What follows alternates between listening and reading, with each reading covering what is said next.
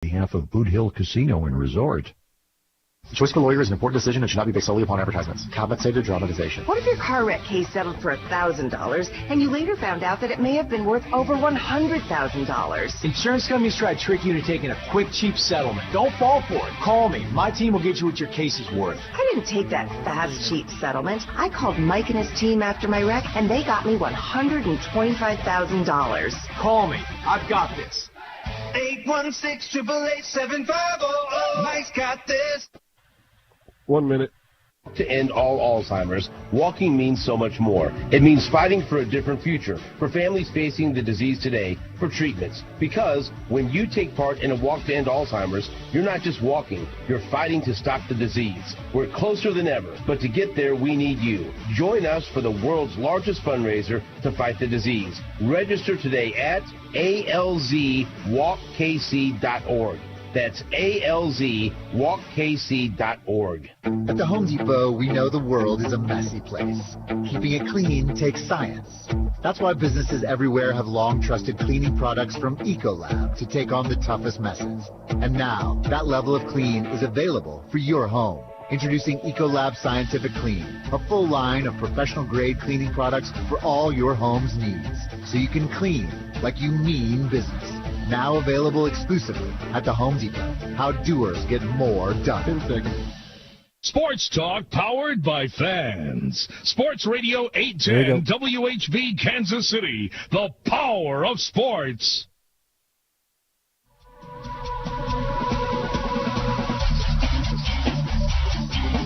America's largest all-sports radio station presents the #1 motorsports show for over 2 decades, Track Talk, brought to you by Rod-In Supply and the Power Ride Midwest Lightning Sprints. Here are the racing boys, Scott Traylor and Kirk Elliott. Good morning, everyone. Welcome to Track Talk here on Sports Radio 810 WHB. I'm Scott Traylor. Kirk Elliott is at Kansas Speedway, where he is out there early this morning. Kirk Elliott, how you doing, my friend? I'm doing good. I was here late last night, too. So walked out of here about 11 o'clock last night, and here we are bright and early this morning. So, I feel great, Scott, because the weather couldn't be more perfect. No doubt about it. Yeah. Kirk, last night, the truck race, that was a pretty exciting finish, wasn't it, last night? That was wild, and that's just one of the races that were pretty wild last night that we're going to be talking about. But, yeah, the finish of that truck race was crazy, and who would have thought Christian Eckes would have been the guy that would emerge victorious after all that we'd seen throughout the race? Surprise, surprise. He was able to make a good move. He started fourth on that last restart, made a move to the outside, and then did a little rubbing his racing with Zane Smith there. I'm sure Zane didn't like that move too much, but hey, you're coming to the checkered flag, you're trying to win, and Christian Eckes was able to pull it off. Yeah, the number 19 truck. That was a pretty good finish last night. 3 wide at one time, going for the lead. Kirk, that was an exciting finish. So much for the ARCA race last night. They only had 21 cars last night, didn't they? Yeah, that's about what we expected, wasn't it not? I mean, isn't that about what we've been getting? About 20 cars, yeah. It's not like the good old days back in the day when we had 50, 60 cars. If you ask me who I would have picked at the beginning of that ARCA race, it would have been Jesse Love. He won the ARCA race back here in the spring, and he qualified on the pole, but he got into the wall and tore heck out of the right front of that car and put him out of the race. And Dean Thompson, I think he drives one of Billy Venturini's cars. He was another driver that was fast, and he got into trouble. So that didn't leave very many fast race cars left out on the racetrack. And the one guy who did emerge was the car of Joe Gibbs Racing, driven by Connor Mosack, who is a 24-year-old driver that first got into a stock car a couple of years ago. He didn't start racing until the age of 17. He was in the Trans Am series for a while, and he pulls off his first ever win in a stock car, but he was in really good equipment last night and he lapped all but one car in that 100-lap race last night. Two cars finished on the lead lap. Taylor Gray was second. You know, it used to be that if you could run in the top 10, you could be on the – if you were on the lead lap, you could run in the top 10 at just about every race back in the day. Do you remember that, Kirk? I do remember that. I remember when you were driving these cars out there, yeah. Mm-hmm. Yeah. Did you get a chance? I was going to say the competition was a lot more tough when you were involved in this ARCA series than it appears to be now. And we were lucky enough to have a second-place finish with Clint Boyer down there at Nashville Super Speedway. And we typically ran in the top 10 just about every race that we ran in with that car back in the day. So that was a lot of fun back in those days. That's when there was 50 to 60 cars at every race. And just about every Cup team had a development team at that time. Do you remember that, Kirk? Yeah, I do recall that. Yeah. I mean, there was a lot of good equipment. There was a lot of teams that were, of course, the cars were similar in ARCA than they are now. Now just completely different race cars in the Cup Series than what you find in the ARCA Series. Yeah, no doubt. Did you get a chance to watch any of the All-Star race last night, Kirk, at Port Royal? I did see the highlights of that last night. That was pretty exciting racing. Whatever there's a race on at Port Royal Speedway, I'm going to be tuned in. That place just never disappoints. And Tyler Courtney put the hammer on him last night, didn't he? I thought maybe Aaron Reitzel was going to be the guy, but he slipped the cushion and hit the wall. And it was pretty interesting. The big thing that I took out of Port Royal last night, they got rained out on Thursday night. They finally got a show in last night. The big $50,000+ to win races tonight. Right. The ride swapping that's gone on this year, it was, from last year, we're seeing Logan Wagner in the car that Lance Deweese used to drive. Lance Deweese is driving the car Anthony Macri used to drive. And Macri was there in the 71 car, but he had an accident, got up into the wall and tore heck out of the front end of the Bernie Stugin 71 Indy Race Parts car, and he wasn't a factor at the end. But the different drivers and different race cars from what we saw even earlier this year, that was what really struck out with me last night. I thought that Lance Deweese was going to make a run at Tyler Courtney right there at the end of the race. Didn't you think so? I thought so, but through traffic, it just looked like Courtney had the faster race car to me. Yep, no doubt about it. He was working the lap traffic a lot better than Lance Deweese was.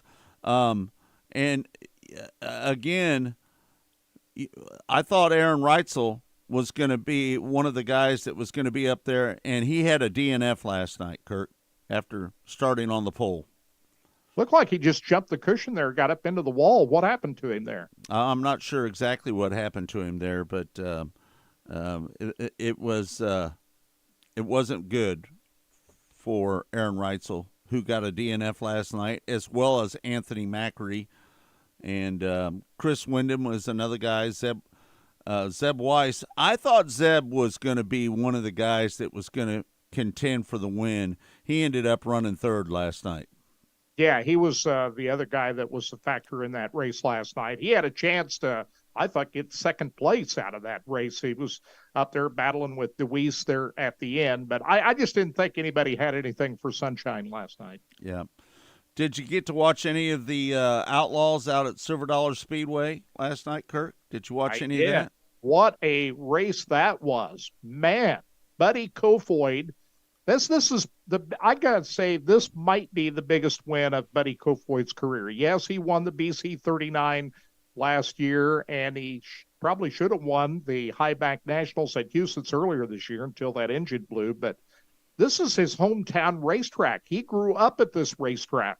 And for him to come back and battle with Justin Sanders, another California driver, those two guys going at it, I thought Kofoid's goose was cooked when he got behind that lap car and Justin Sanders was able to get around him.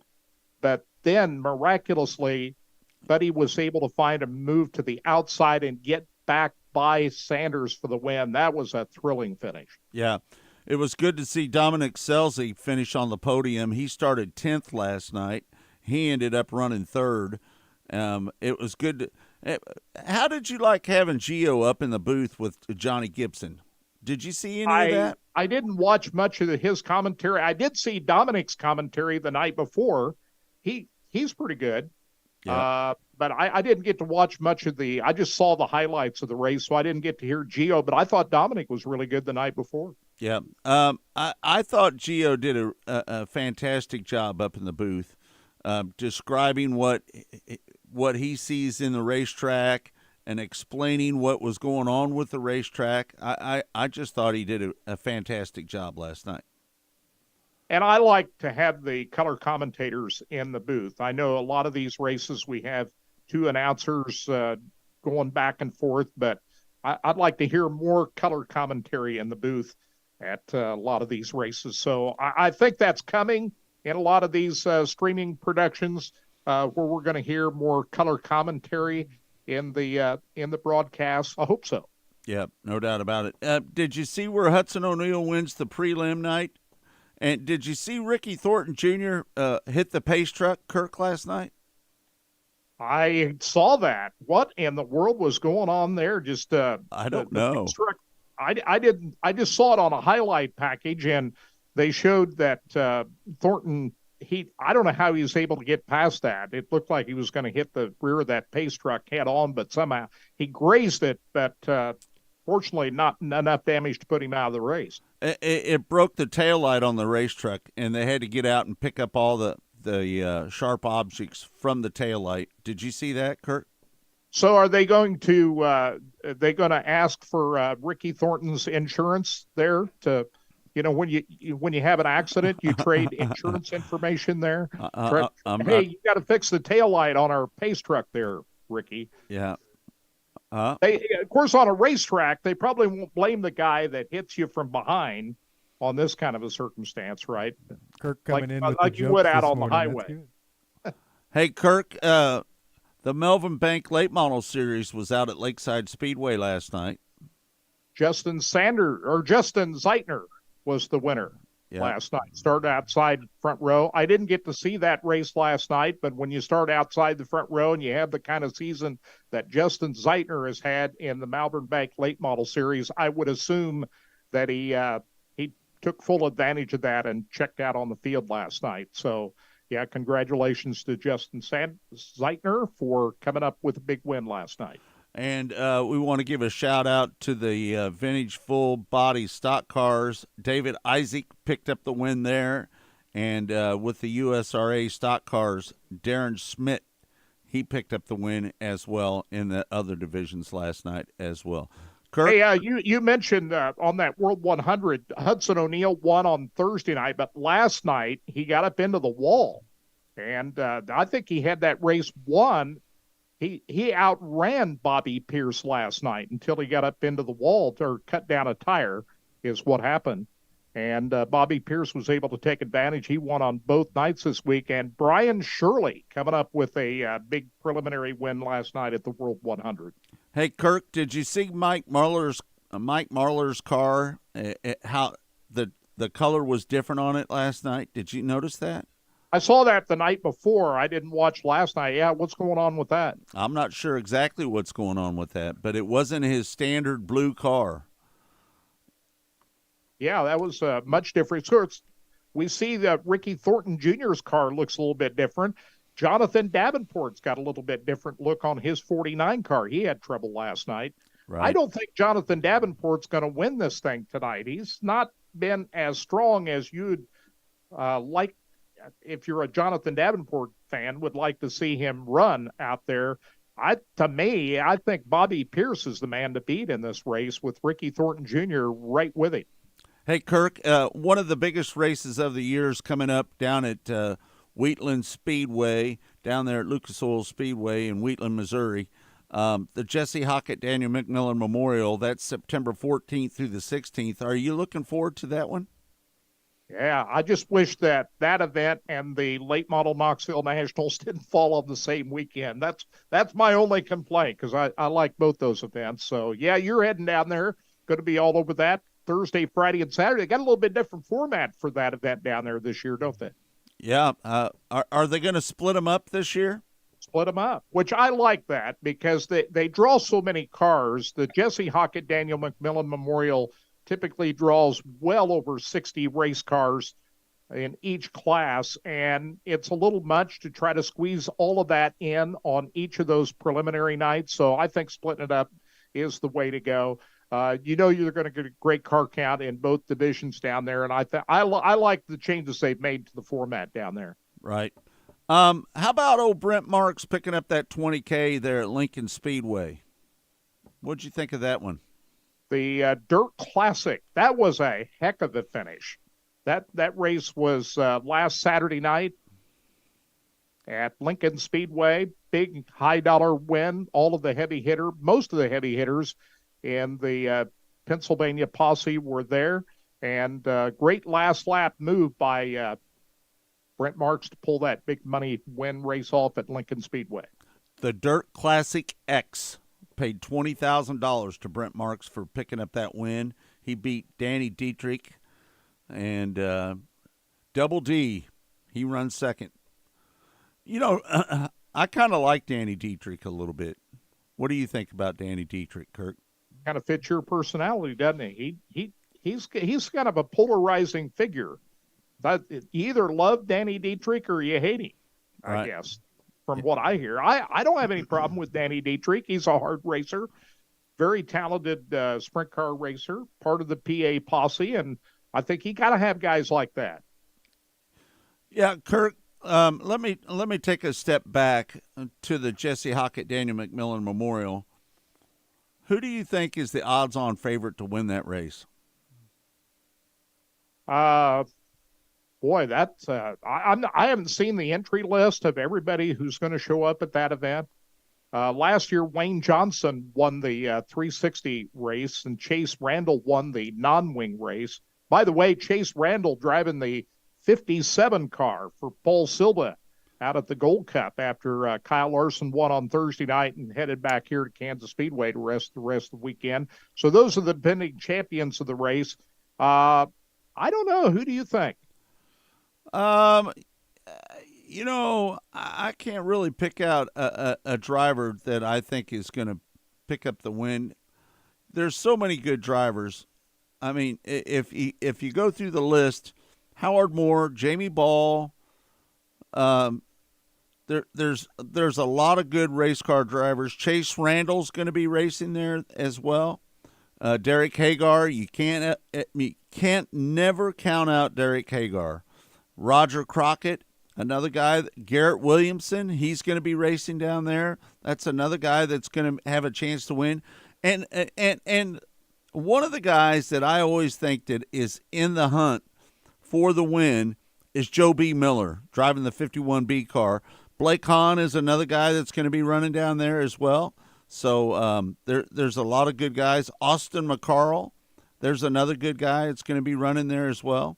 So there's a lot of really great drivers, Kirk, that has a chance to win that race down there. What do you think? Can't wait to see it next weekend. And also my pick to win Knoxville is Mike Marlar, 3-time champion at the late model Knoxville Nationals. So I'm going to go with Marlar next weekend. Scott, today we've got the Xfinity Series race out here at Kansas Speedway. This is the final regular season race for the Xfinity Series, and no Cup drivers are allowed to run the final regular season race this weekend. So we're going to pare this thing down to 10 drivers this afternoon, and they'll qualify these cars beginning at about 9 o'clock. They'll have the cars out on the track out here at about 9 o'clock this morning. They'll qualify at about 9:30 today. And John Hunter Nemechek is the current point leader in the NASCAR Xfinity Series. You look at the cutoff line, 10 drivers are going to make it into the playoffs. Right now, Riley Herbst is on the cut line. He's just +1 in points. On the outside looking in, Parker Kligerman and Brandon Jones.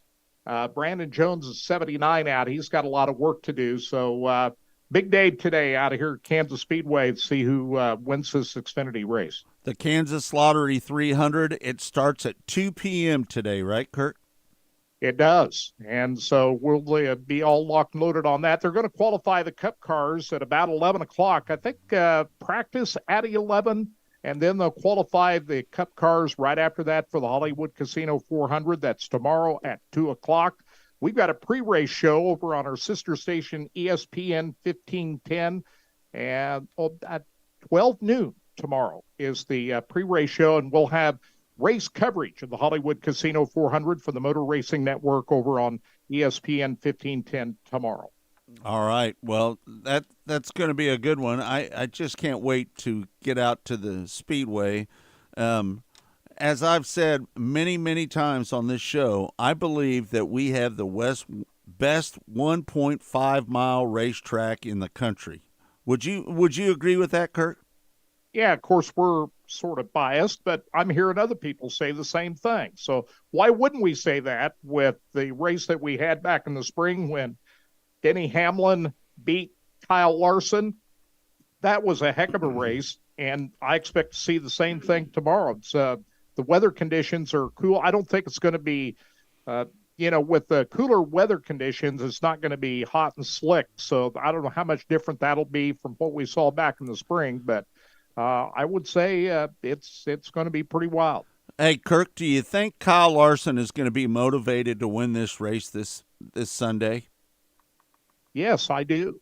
I think he's always motivated. It still pays, even though he's solidly into the next round. The points that you earn from these races help you in the next round. So, yeah, I think he's just going to be as motivated as he ever is. Mm-hmm. I would you expect anything different from Kyle Larson? Whenever he straps into a race car, he's going to try to win no matter what. Yeah, no, I believe that that's his mindset every time he straps into a race car, is that he wants to win that race. He's ultra competitive. The Toyotas are going to be hard to beat out here tomorrow. They've won the last 3 Cup Series races and 4 out of the last 5 races. Can Chevrolet break through? They have before. They run the Hendrick cars, especially, are really good. William Byron is another driver you got to keep your eye out this weekend. Of course, Denny Hamlin's always going to be a favorite here. So I think it's pretty wide open how this thing is going to turn out tomorrow. So this, we're into the playoffs now. It's everybody's got another gear in their arsenal now. They've strapped it up and they're ready to go at it. Yep, no doubt about it. All right, we're going to take a break. Track Talk is brought to you by Rod End Supply, featuring the POWRi Midwest Lightning Sprints, and we can't thank Bob Douglas enough for being a part of this show. He's been a great supporter of the Racing Boys for the last 20 years, and he is such a great guy. Check him out over there at rodendsupply.com. And we'll be back with more right here on Sports Radio 810 WHB in a moment. Stay tuned.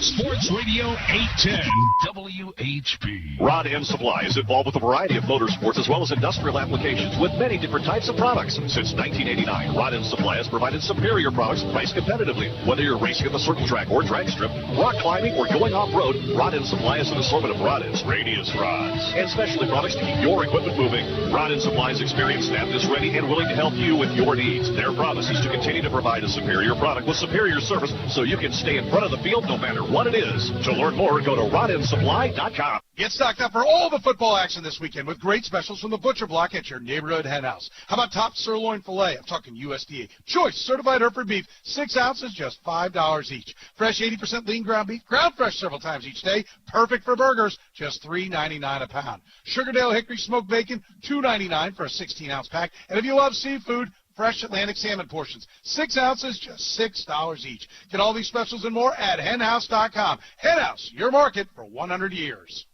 Twin Peaks is the best in the game. Here, your favorite drafts are poured at a frosty 29 degrees, and rare barrel-aged whiskeys are served just the way you want them. It's bigger game days and bolder fight nights. I mean, where else can you find a scratch kitchen that always comes in clutch? Every day, from lunch to late night.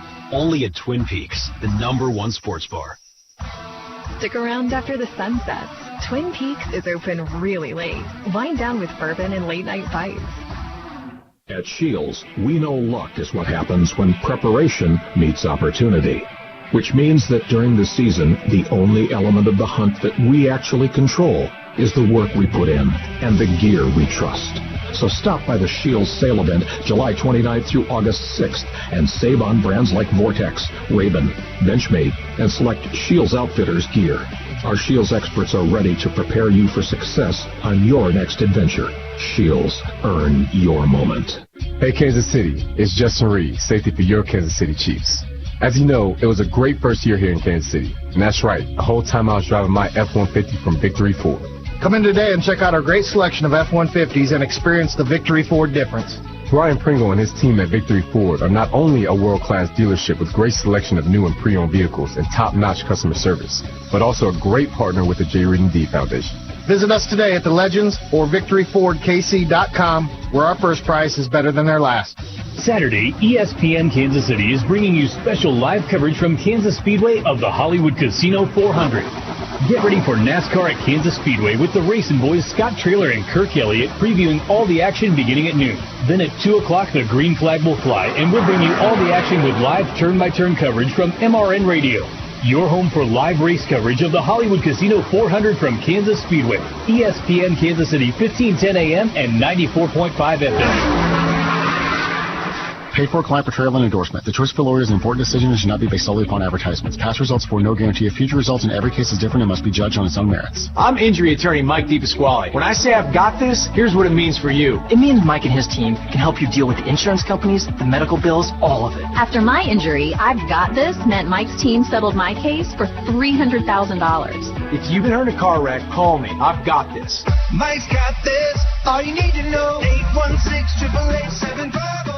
Looking for that perfect gift for that hard-to-shop for friend or family member? Do what I do. Send the gift of competition, Kansas City Barbecue, and let Joe's Kansas City deliver the gift that will stand out from all the rest. I'm talking about Joe's Ribs, burn ends, and even the famous Z-Man. Can all be sent anywhere in the United States. Choose from their pre-selected kits or go ahead and build your own. Then let Joe's handle the rest. Check out all their smoked meats, wonderful side dishes, and even desserts. They're online right now at joeskc.com. That's joeskc.com.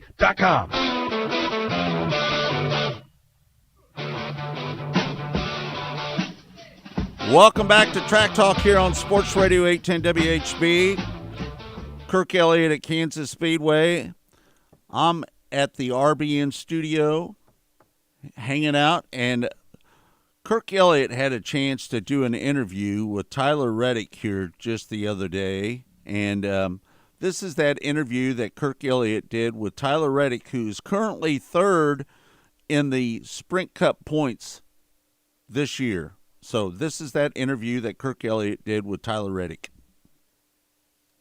We're joined now by Tyler Reddick, who is in the playoffs at Kansas Speedway this weekend, coming off a second-place finish at the Southern 500. Man, you got to be pretty excited. I know you didn't win on Sunday night, but still pretty exciting finish heading into a track that you should be running well at. Toyota and, more importantly, 2311 Racing done very well at here over the last couple of years.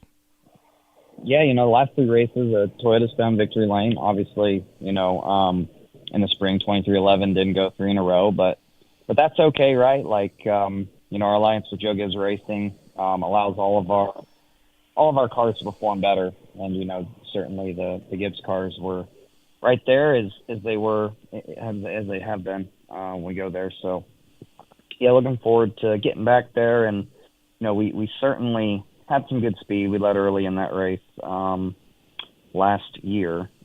earlier this year, excuse me.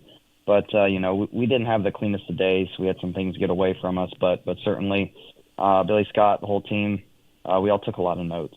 So we know we did wrong, and we know we can do better. So I'm definitely excited to get back there and see what we have for pace. But, when I look at the 600, then we jumped to Kansas, and then, as we looked to Kansas, 600 was really the last true mile-and-a-half race we've had. That was earlier this year. We had a lot of speed. Then we go to Darlington, which is kind of its own animal, right? We had a lot of good speed there. So I think, our mile-and-a-half program is really, really dialed in right now.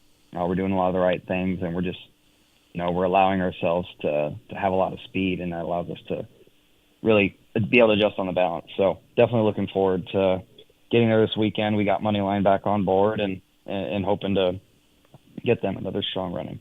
What did you take away from Darlington? I know you led a lot of laps in that race. Looked like you were going to win. Was it just the case that Larson was just able to get out in front of you and hard to get back around at that point? Yeah, certainly. I mean, when you get to the end of the race and saving is kind of out the window like that, like it was, everyone's going to push really, really hard. So you're just kind of trying to apply enough pressure to where a mistake is made. And I think pretty much everybody else in the field would have made that mistake with how close Kyle was running, but it's Kyle, right? Like he's really, really solid at it. So I definitely think we were a little bit stronger to be able to stay as close as we were over that last run than he was, but certainly, he took away the preferred line, the line that he loves, he was in, the line that I really love at that racetrack, he was in too. So just took away some options for me and, did a really good job of running a solid enough pace, but not necessarily getting away from Buescher or I think it was Byron behind. So we got down to the last 10 laps. Buescher was right there, so I kind of had to shift my focus a little bit on not making a mistake myself and protecting second place. So we had a good run for sure, but it was a tricky part of that race, right? Losing the race off pit road was tough.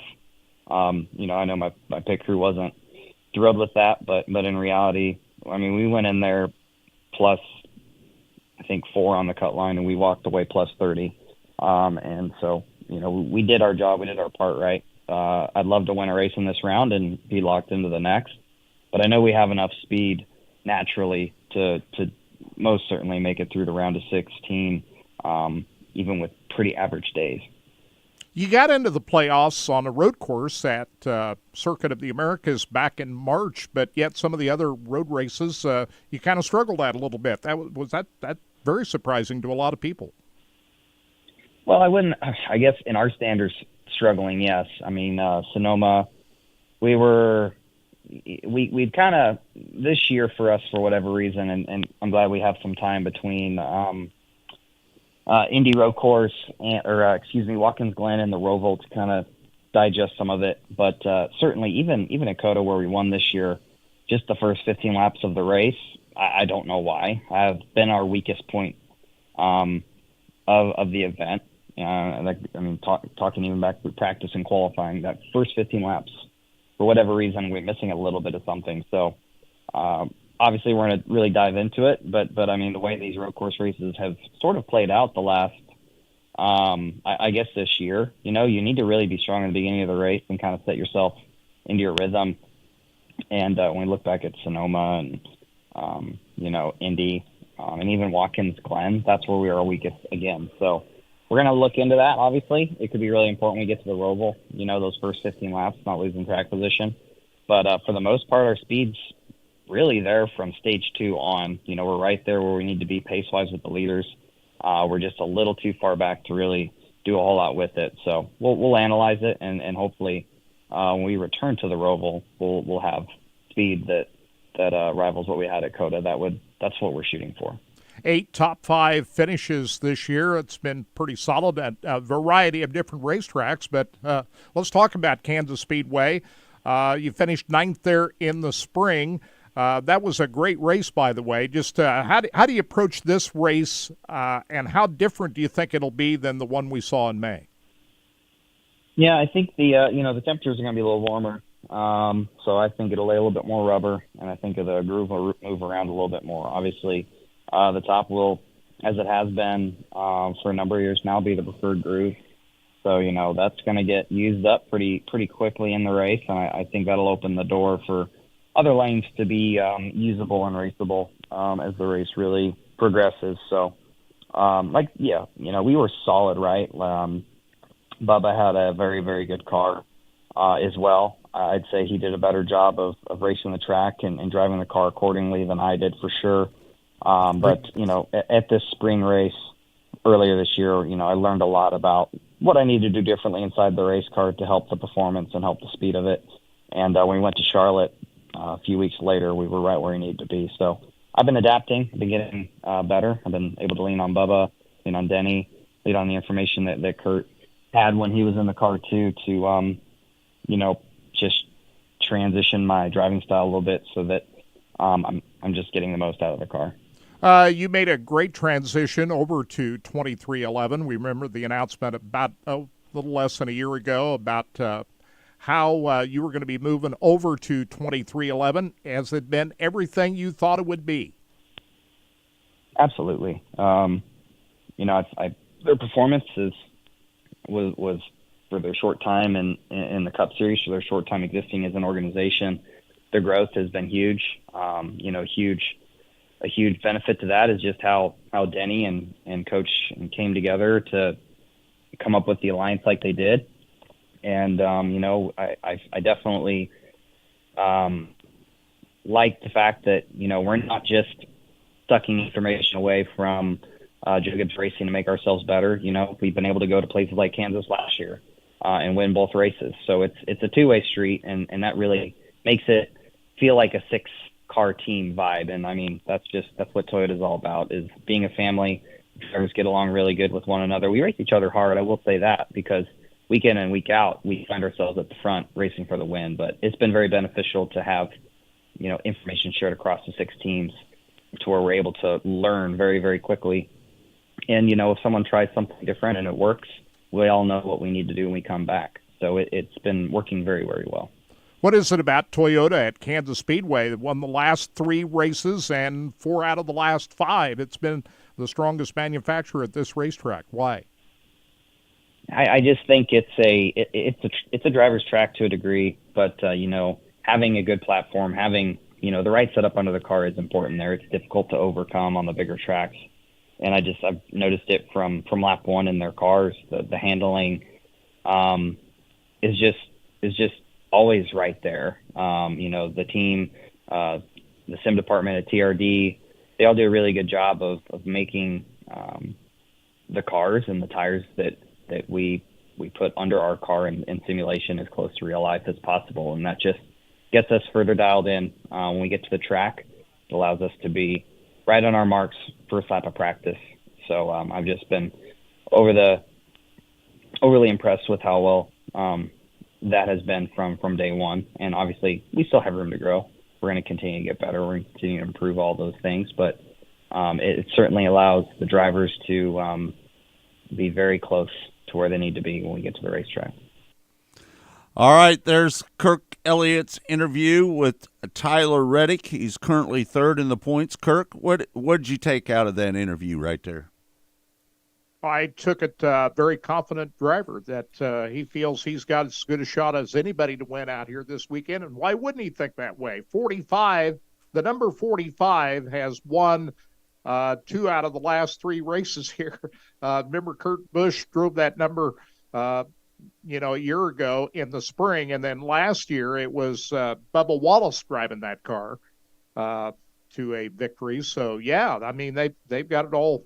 I think he's going to be running up front there this weekend. I don't have any doubt about that. I think he's going to be a factor for sure. Yeah. What about William Byron, who is currently leading the points?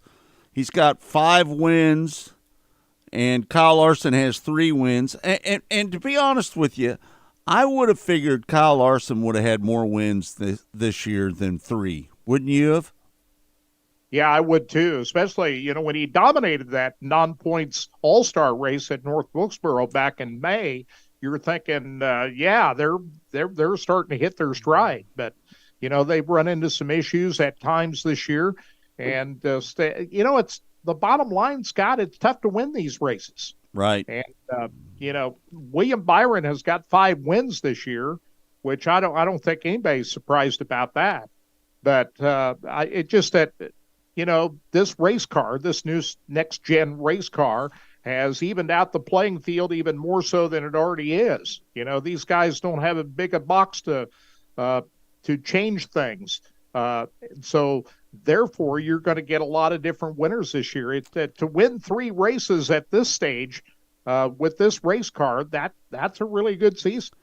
The biggest surprise to me of the year is Chris Buescher, who's got 3 wins. Would you say that that's the biggest surprise of the year so far? Yeah, no question about it. I mean, he won those back-to-back races at Richmond and Michigan, and then picks up the win at Daytona. 3 wins in 5 races at that time? Yeah, no doubt. And really, I don't hear a lot of talk about him being a playoff contender right now as far as winning the championship. Why wouldn't people think that way? People are still not putting Chris Buescher's name in the list of 4 drivers who are predicting to go to Phoenix to win the championship. I think he's got as good a shot as anybody going to Phoenix. What do you think about Denny Hamlin's chances of winning the championship this year, Kirk? Can he win his first championship? Well, sure, he can win his first championship, but what's always kept Denny Hamlin from winning championships? Mistakes. A lot of the issues that Denny Hamlin has had trying to close out the deal of winning championship have been self-inflicted. And not all on the driver, but there's been a lot of issues that's happened that Denny Hamlin has not been able to close the deal. And until he proves to me that they can step up at pressure time and close it when it's really all the money on the line, I'm not a believer yet that Denny is going to win the championship. Kirk, who are the final 4 drivers in the final race? Who do you think are going to be the final 4 drivers? I think William Byron is going to be one of those drivers. I'm going to pick Kyle Larson to make it there. And I'm going to say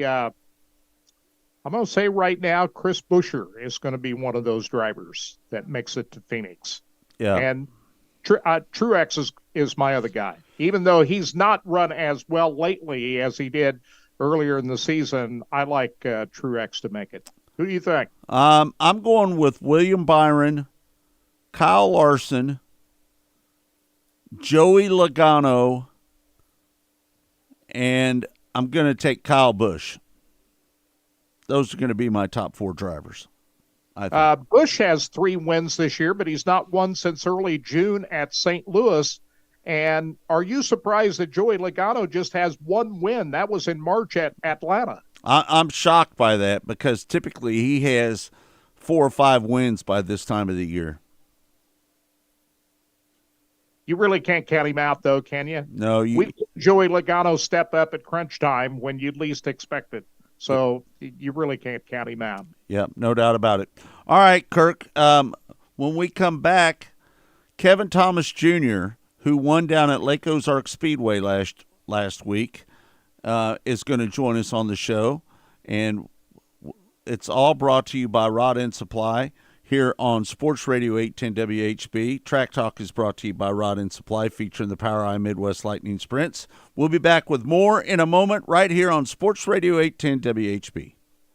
Sports Radio 810 WHB. Rod End Supply is involved with a variety of motorsports as well as industrial applications with many different types of products. Since 1989, Rod End Supply has provided superior products priced competitively. Whether you're racing at the circle track or drag strip, rock climbing, or going off-road, Rod End Supply has an assortment of rod ends, radius rods, and specialty products to keep your equipment moving. Rod End Supply's experienced staff is ready and willing to help you with your needs. Their promise is to continue to provide a superior product with superior service so you can stay in front of the field no matter what it is. To learn more, go to rodendsupply.com.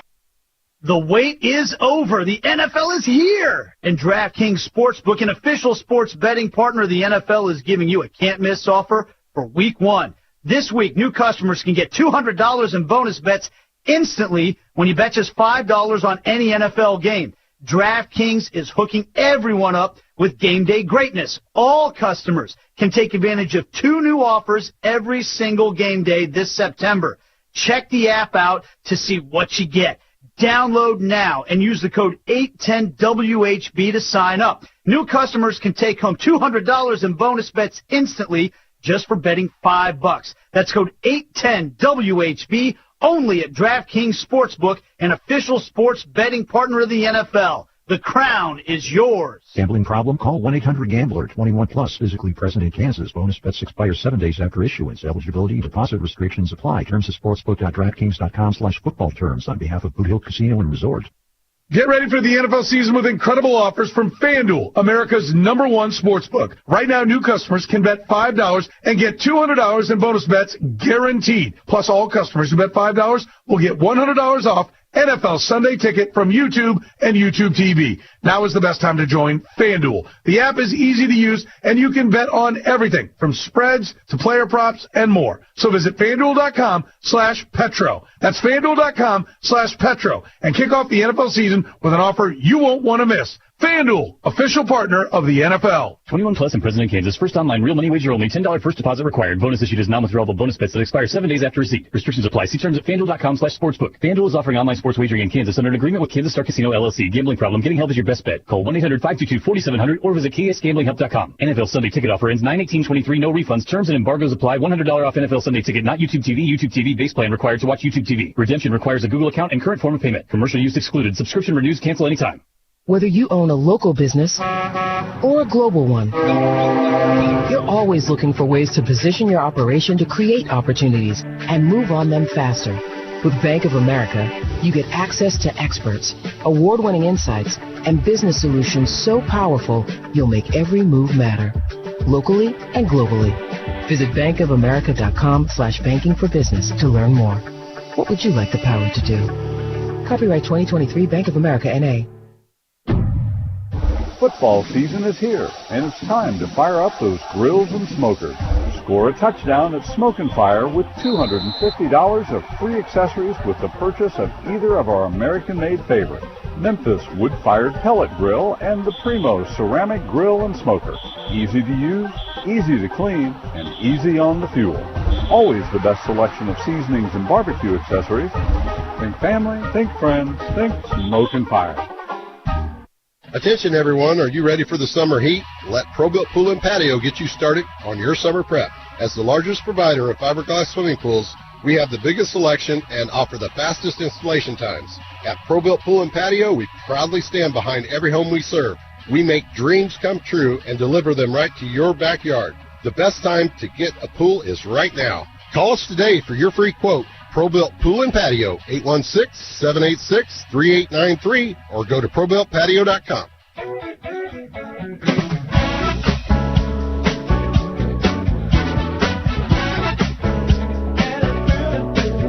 Welcome back. It's Track Talk right here on Sports Radio 810 WHB. Kirk Elliott is at Kansas Speedway. I'm in the RBN studios. Kirk, we weren't able to get a hold of Kevin Thomas Jr., so we're going to play the Dale Jarrett interview right now. How about that? That's good. Yeah, we spoke with Dale Jarrett a little bit earlier and gives us a synopsis on how he sees the 2023 season in NASCAR. He's right now, of course, he's a former champion in NASCAR, won the NASCAR Cup title in 1999, and is one of the big analysts on NBC Sports Coverage. You'll see him this weekend, and we spoke with Dale Jarrett a little bit earlier. Welcome back to Track Talk. I'm Kirk Elliott. Dale Jarrett is joining us. He's the 1999 NASCAR Cup Series champion, and he's one of the analysts for NBC Sports and their coverage of NASCAR racing. Dale, thanks for joining us. Thank you. Appreciate you having me. What, in your mind, you've been a champion, you've been around this sport a long time, what is the biggest storyline so far this year as we enter into the meat of the playoffs? Oh, gosh, I think there's a couple of things that you look at. I think first and foremost on everyone's mind is Kevin Harvick retiring this year. He is a part of the championship battle now, and, how far can he make it? Is it a possibility that they can kind of get things together and make Kevin Harvick a part of the championship four, battling in Phoenix for his second championship, along with Chris Buescher and his emergence? I think that's probably one of the really good stories that we look at, that this is a young man that has worked hard to get himself in the right spot and has won 3 races and that's done a phenomenal job of putting his name in the mix. Who would have thought before the season began, when you look at Hendrick Motorsports, that William Byron, 5 wins, really the big leader, and he and Kyle Larson are the 2 guys at end, but Chase Elliott and Alex Bowman are not in the playoffs. Yeah, I don't think that we really even considered that being a possibility, but it just shows the level of the competition. And, of course, both of those young men, Chase out 6 races early on because of an injury that he sustained and then getting suspended on another. So he missed 7 of the 25 races, and it's hard to overcome that. But we certainly expected him to still have ample opportunities to win a race and get one of those spots in. Wasn't able to do that. Just, this series is so competitive right now. If you don't put everything together, it makes it difficult. And then Alex Bowman, similar situation to where he missed, I believe it was 3 races, also had a points penalty that hurt his chances of pointing his way in. So just not what Hendrick Motorsports was looking for, not what we expect. And the downside of it is it's their 2 biggest sponsors that they have at Hendrick Motorsports with Ally and then Napa Auto Parts. So not a good season in that respect, but they still do, as you pointed out. William Byron leading the series in wins, and it's kind of been a breakout year for him, winning at a lot of different type tracks. And then Kyle Larson, we know, can win anywhere and everywhere. So you look at those guys, you have to put them in the consideration as being maybe co-favorites along with Denny Hamlin and Martin Truex Jr. on the other side, that these are guys that you're going to have to beat and compete against if you plan on winning the championship this year. And Martin Truex Jr., who didn't win a race last year, has already got 3 wins in 2023. Just kind of he was talking retiring here a couple of years ago, but he looks as good as he ever has right now. Yeah, I think it was that first year. I talked to Martin quite a bit. Just getting used to the new next-gen car, was something that was difficult for a lot of the drivers that had been around for a while, and this was something totally new. And I think they could never get a real handle on it. I mean, he missed out on the playoffs by just 3 points last year. He actually ended up finishing 4th as far as the point standings go through the entire year, but he has put things together. We see a winning Martin Truex Jr., a driver that once again is competitive at each and every type of racetrack. And that's what you have to be when you get into these 10 races that make up the playoffs. And you have to perform in each round. And Martin is showing that he's willing and ready to do that and having so much fun, he decided that he's definitely going to come back for at least 2024, which is good news to all of us. Kyle Busch, another driver who left Joe Gibbs Racing, moved over to Richard Childress Racing. He has 3 wins this year. Are you surprised that he's done as well as he has? I'd have to say I'm a little surprised that they were able to have the speed and get the wins. I thought it might take a while, even though Kyle Busch is one of the most phenomenal drivers that's come through NASCAR in many years, and able to win at different tracks and different type of tracks. But, he's brought Richard Childress Racing up to another level, kind of put him on his back and has done this. But, I would like to say that I feel good about his chances of navigating through the playoffs. But what we've seen over the last, 8 to 10 races is a little concerning in the fact that they make a lot of mistakes along the way, and you have to cut those out. As you get into the playoffs and you have 3 race rounds, you can't be making those types of mistakes, especially since they haven't gathered a lot of playoff points to take them and help them through in case something should happen. So if they clean things up on pit road and on the racetrack with a few mistakes that have happened along the way, then Kyle Busch would be someone that surprisingly with this team, not that surprised because of the talent that he has, but just because of going to a new team, he could find himself right in the mix. You touched on RFK Racing and Chris Buescher and what he has done here in the last 5 weeks, but let's talk about Brad Keselowski, who moved over there. This is his second year at RFK. Big culture change in a hurry that Brad has infused over into that organization, is it not?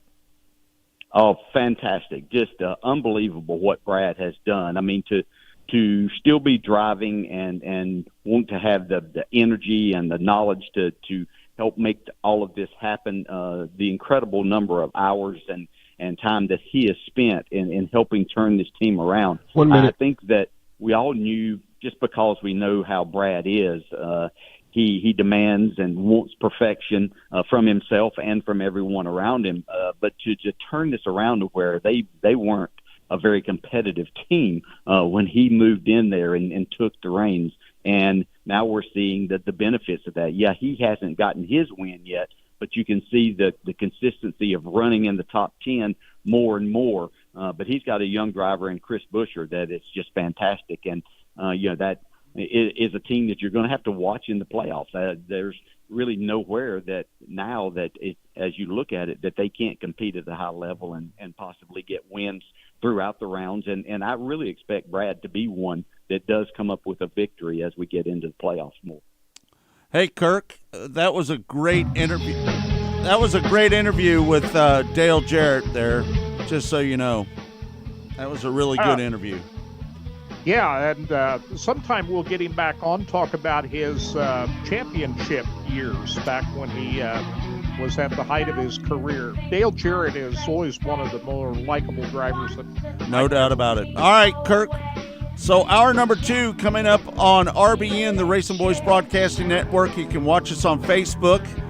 Hour number 2 is uninterrupted, and it's always a little different than hour number 1 here on Sports Radio 810 WHB. So we hope you check us out on our Facebook page and hang out with us for hour number 2 right here on Sports Radio 810 WHB. For Todd Surprise, for Kirk Elliott, I'm Scott Traylor saying thanks for joining us. We'll see you next week right here on Track Talk.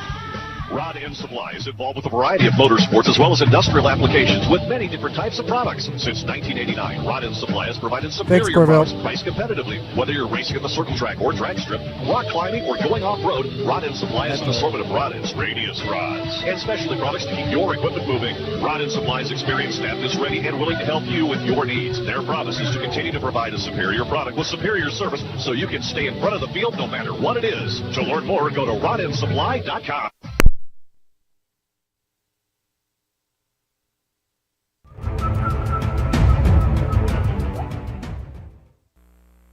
Rod End Supply is involved with a variety of motorsports as well as industrial applications with many different types of products. Since 1989, Rod End Supply has provided superior products priced competitively. Whether you're racing at the circle track or drag strip, rock climbing, or going off-road, Rod End Supply has an assortment of rod ends, radius rods, and specialty products to keep your equipment moving. Rod End Supply's experienced staff is ready and willing to help you with your needs. Their promise is to continue to provide a superior product with superior service so you can stay in front of the field no matter what it is. To learn more, go to rodendsupply.com.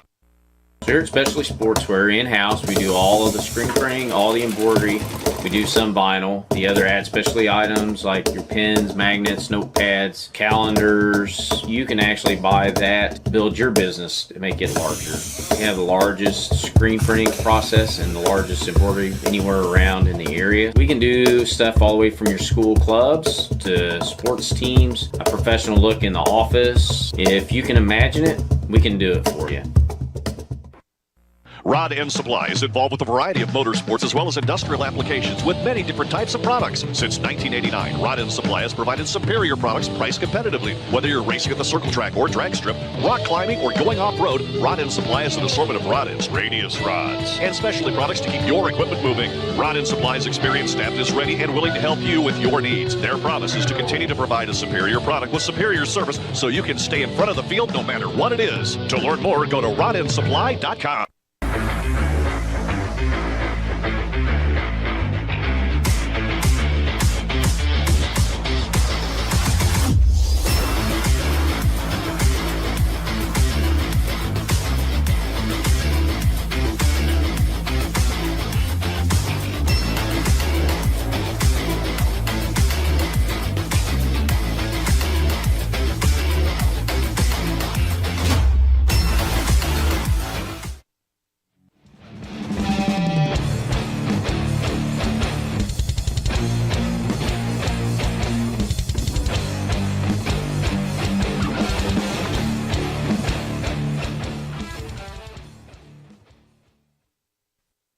Race fans, the National Sprint Car Hall of Fame and Museum is open 7 days a week, year-round, for you to come in and check out all of the wonderful race cars on display in the museum.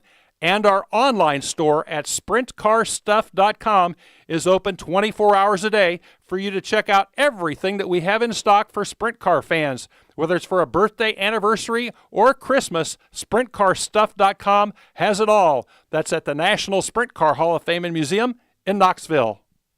Rod End Supply is involved with a variety of motorsports as well as industrial applications with many different types of products. Since 1989, Rod End Supply has provided superior products priced competitively. Whether you're racing at the circle track or drag strip, rock climbing, or going off-road, Rod End Supply has an assortment of rod ends, radius rods, and specialty products to keep your equipment moving. Rod End Supply's experienced staff is ready and willing to help you with your needs. Their promise is to continue to provide a superior product with superior service so you can stay in front of the field no matter what it is. To learn more, go to rodendsupply.com.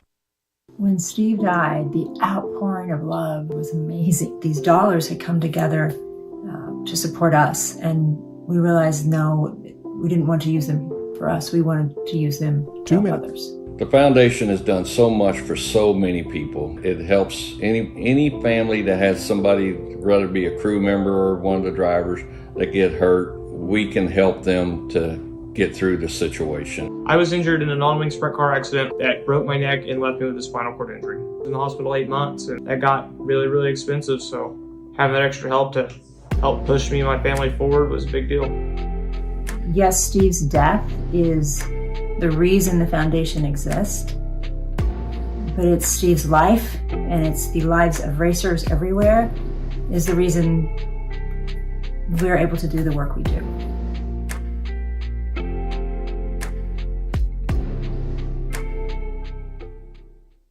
Go harder, faster, stronger with Rod End Supply. Whether you are running industrial, farming equipment, or a race car, Rod End Supply has the assortment of rod ends, radius rods, and specialty products that will help you lead the field in performance. Our superior design means our rod ends last longer and perform better, giving you the edge on the track and saving you money. Contact Rod End Supply or order online today at rodendsupply.com. We don't just sell them, we race them. rodendsupply.com. Serving the racing community for over 30 years. Hey everybody, this is Larry the Cable Guide. You are listening to RacingBoys.com, and if you're not, I swear to you, get in your truck or do something, but get the hell out of this country, because you don't belong in it if you don't listen to these fellas. It's time for America's most unique motorsports show, Track Talk, brought to you by Rod End Supply and the Power Ride Midwest Lightning Sprints. Here are the Racing Boys, Scott Traylor and Kirk Elliott. Welcome back. It's Track Talk. It's all brought to you by Rod End Supply, featuring the Power Eye Midwest Lightning Sprints. Kirk Elliott at Kansas Speedway. I'm back here at the RBN Racing Boys Broadcasting Network studios. Kirk, how you doing out there, my bud? I'm doing great, and I'm good. I've got Steve Post waiting in the wings here. We haven't talked to Steve for a while from the Motor Racing Network and Wing Nation, so I'm going to slide out of this chair and let him slip in here in just a few minutes. But yeah, so far we've seen some great racing out here. That truck race last night was a dandy. Yep, no doubt about it. I just couldn't believe the finish of that race, Kirk. They were going 3 wide for the lead, and that was a fantastic finish to that truck race last night, wasn't it? Yeah, I mean, that was pretty wild. Who would have thought Christian Eckes would be the guy to emerge, but what a move. He said he got that move off the video. He learned that from Kyle. I assume Kyle Busch, who won a race out here a couple of years ago, and made that move to the outside, but then had to fight off Zane Smith and Corey Heim, and that, he gave old Zane Smith a little bit of an elbow right there coming down to emerge out in front. So I was very impressed with what Christian Eckes was able to pull off last night. Yep, no doubt about it. And again, it just breaks my heart to see 21 cars in the ARCA series. It just, as a past car owner that owned an ARCA team back in the day when there was 50 or 60 cars, it's just painful to see 21 cars and only 2 cars finish on the lead lap. Well, there would have been more cars finish on the lead lap had Jesse Love not have had a problem out on the racetrack. I think Dean Thompson was a fast enough race car that he probably would have finished on the lead lap too. But, hey, when it was all said and done, what can you say? Connor Mosack was the guy. You even had Frankie Munoz. He went out early, and he usually finishes pretty well, the former actor, Malcolm in the Middle. Yeah. He's going to be moving to trucks or Xfinity next year, guys. So this is his last year in the ARCA Series. So he's had a pretty good year. You know, he was really disappointed with. He loves Kansas Speedway. He talked about this was the race because he had a really good race a couple years ago. Remember, me and Kirk were watching him out there, and Kirk interviewed him out there before that. So yeah, I'm expecting. You know what ARCA is really good for? ARCA is a stepping stone to the truck series. Absolutely. Right? Because it teaches you how to super speedway race and do 1.5-mile racetracks and short tracks as well. And I think it's kind of like the Lucas Oil, the ASCS National Sprint Car Tour, Kirk. We always used to talk about it, how that series was a series to teach you how to travel around the country and be a professional race team. And then when you want to make the transition to the All-Stars or the World of Outlaws, it gives you a better footprint and knowing what to do when you get out there on the road. Do you agree with me? Well, yeah, and you know that better than anybody else. You fielded an ARCA car at one time and know what's involved, the expense that it takes. But there's so much turnover in the ARCA series. I think a lot of reason was a lot of these individuals and teams, they run out of cash after so often. It just costs a lot of money, and you know that better than anybody, what it takes to go do this. Well, let me tell you this. It was no less than $30,000 to run an ARCA race, Kirk. And that was back then, though. That was back in the day when you had to throw tires at it and do a lot of different kind of things. And to be honest with you, I had 2 cars out at Kansas Speedway. My tire bill for that race was $12,500. Yeah, the cost of everything has jumped so much compared to when you were there. I can't imagine what the fuel and tire price would be nowadays. I mean, like you said, the number you gave me when you talked about what you guys spent on gas and tires that weekend, right? Probably triple that number now, because the gas, like you said, gas is outrageous. Rubber's expensive. A lot of these teams, they rent their rides, right? So they're going to pay $80,000 or $90,000 to get one of those good teams to give them a ride, and that's the problem with the ARCA series right now. It's just too expensive, and to be fair, it doesn't pay enough to win. You know, when we ran second down there at Nashville Super Speedway with Clint Boyer, second place paid $7,500. The win paid $12,500, and I spent $30,000 to run that race down there. Kind of sounds like running an A-Mod now, right? Right? It's the same kind of thing, really. Hey, guys, I've got Steve Post sitting here. I'm going to swap chairs, let him sit in, and you guys can talk about what's going on out here. Who better than Steve Post knows more than what's going on out here this weekend? So I'm going to step out, and Steve Post going to sit in. All right. That'll be good. Steve Post from Wing Nation is one of our good friends here on RacingBoys.com. So there's the man right there. There's my buddy. How you doing, Steve? It's good. Everything's good. How about you? I'm doing pretty good. I'm back here at the RBN studios. As you know, you've been here before. And, what about that truck race last night? Wasn't that a fantastic finish? Yeah, that truck race had so much going on before the finish. You know, when you look at Matt Crafton and Ben Rhodes limping their way to the final spot. You know, you had Nick Sanchez racing his way forward and kind of taking himself out of the conversation. So it was fascinating. And then when we teed it up for that final restart, unreal racing between Corey Heim and Zane Smith, and then Christian Eckes with that bold move on the outside first, and then losing ground, and then cutting down to the inside on the backstretch into turn number 3. What a fantastic race. I mean, that race had something for everybody. I can tell I use the wore out factor as to how good of a race is. I got in the rental car. Chris Wilner's driving our rental car here. And I got in the rental car and I said, man, I'm wore out. That's the sign of a good race between following the playoffs, following the bubble, and then following the race. It was a great race last night for sure. Christian kind of snuck up on him there a little bit at the end, didn't he?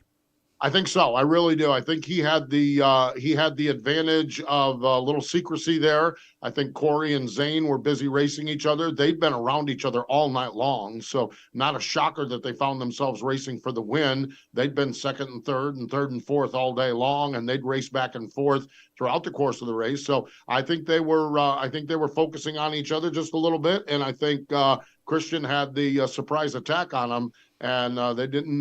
He just made the right moves. It was a great run. Third win of the season for Christian. Yeah, he was telling us in Victory Lane on MRN that this last round of races, ORP, Milwaukee, and Kansas, all three were podium finishes. So they've got a lot of momentum there, and that was a great run for Christian.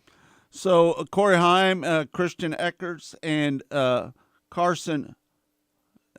Can you say the last name for me, Steve? Hocevar. So yeah. Let me just say, are those the three favorites to win the championship, you think, this year in the Truck Series? The challenge, I think you can handicap this in a lot of different ways, and I think that's what makes the Truck Series. First and foremost, the next three races, we go to Bristol, we go to Talladega, and we go to Homestead.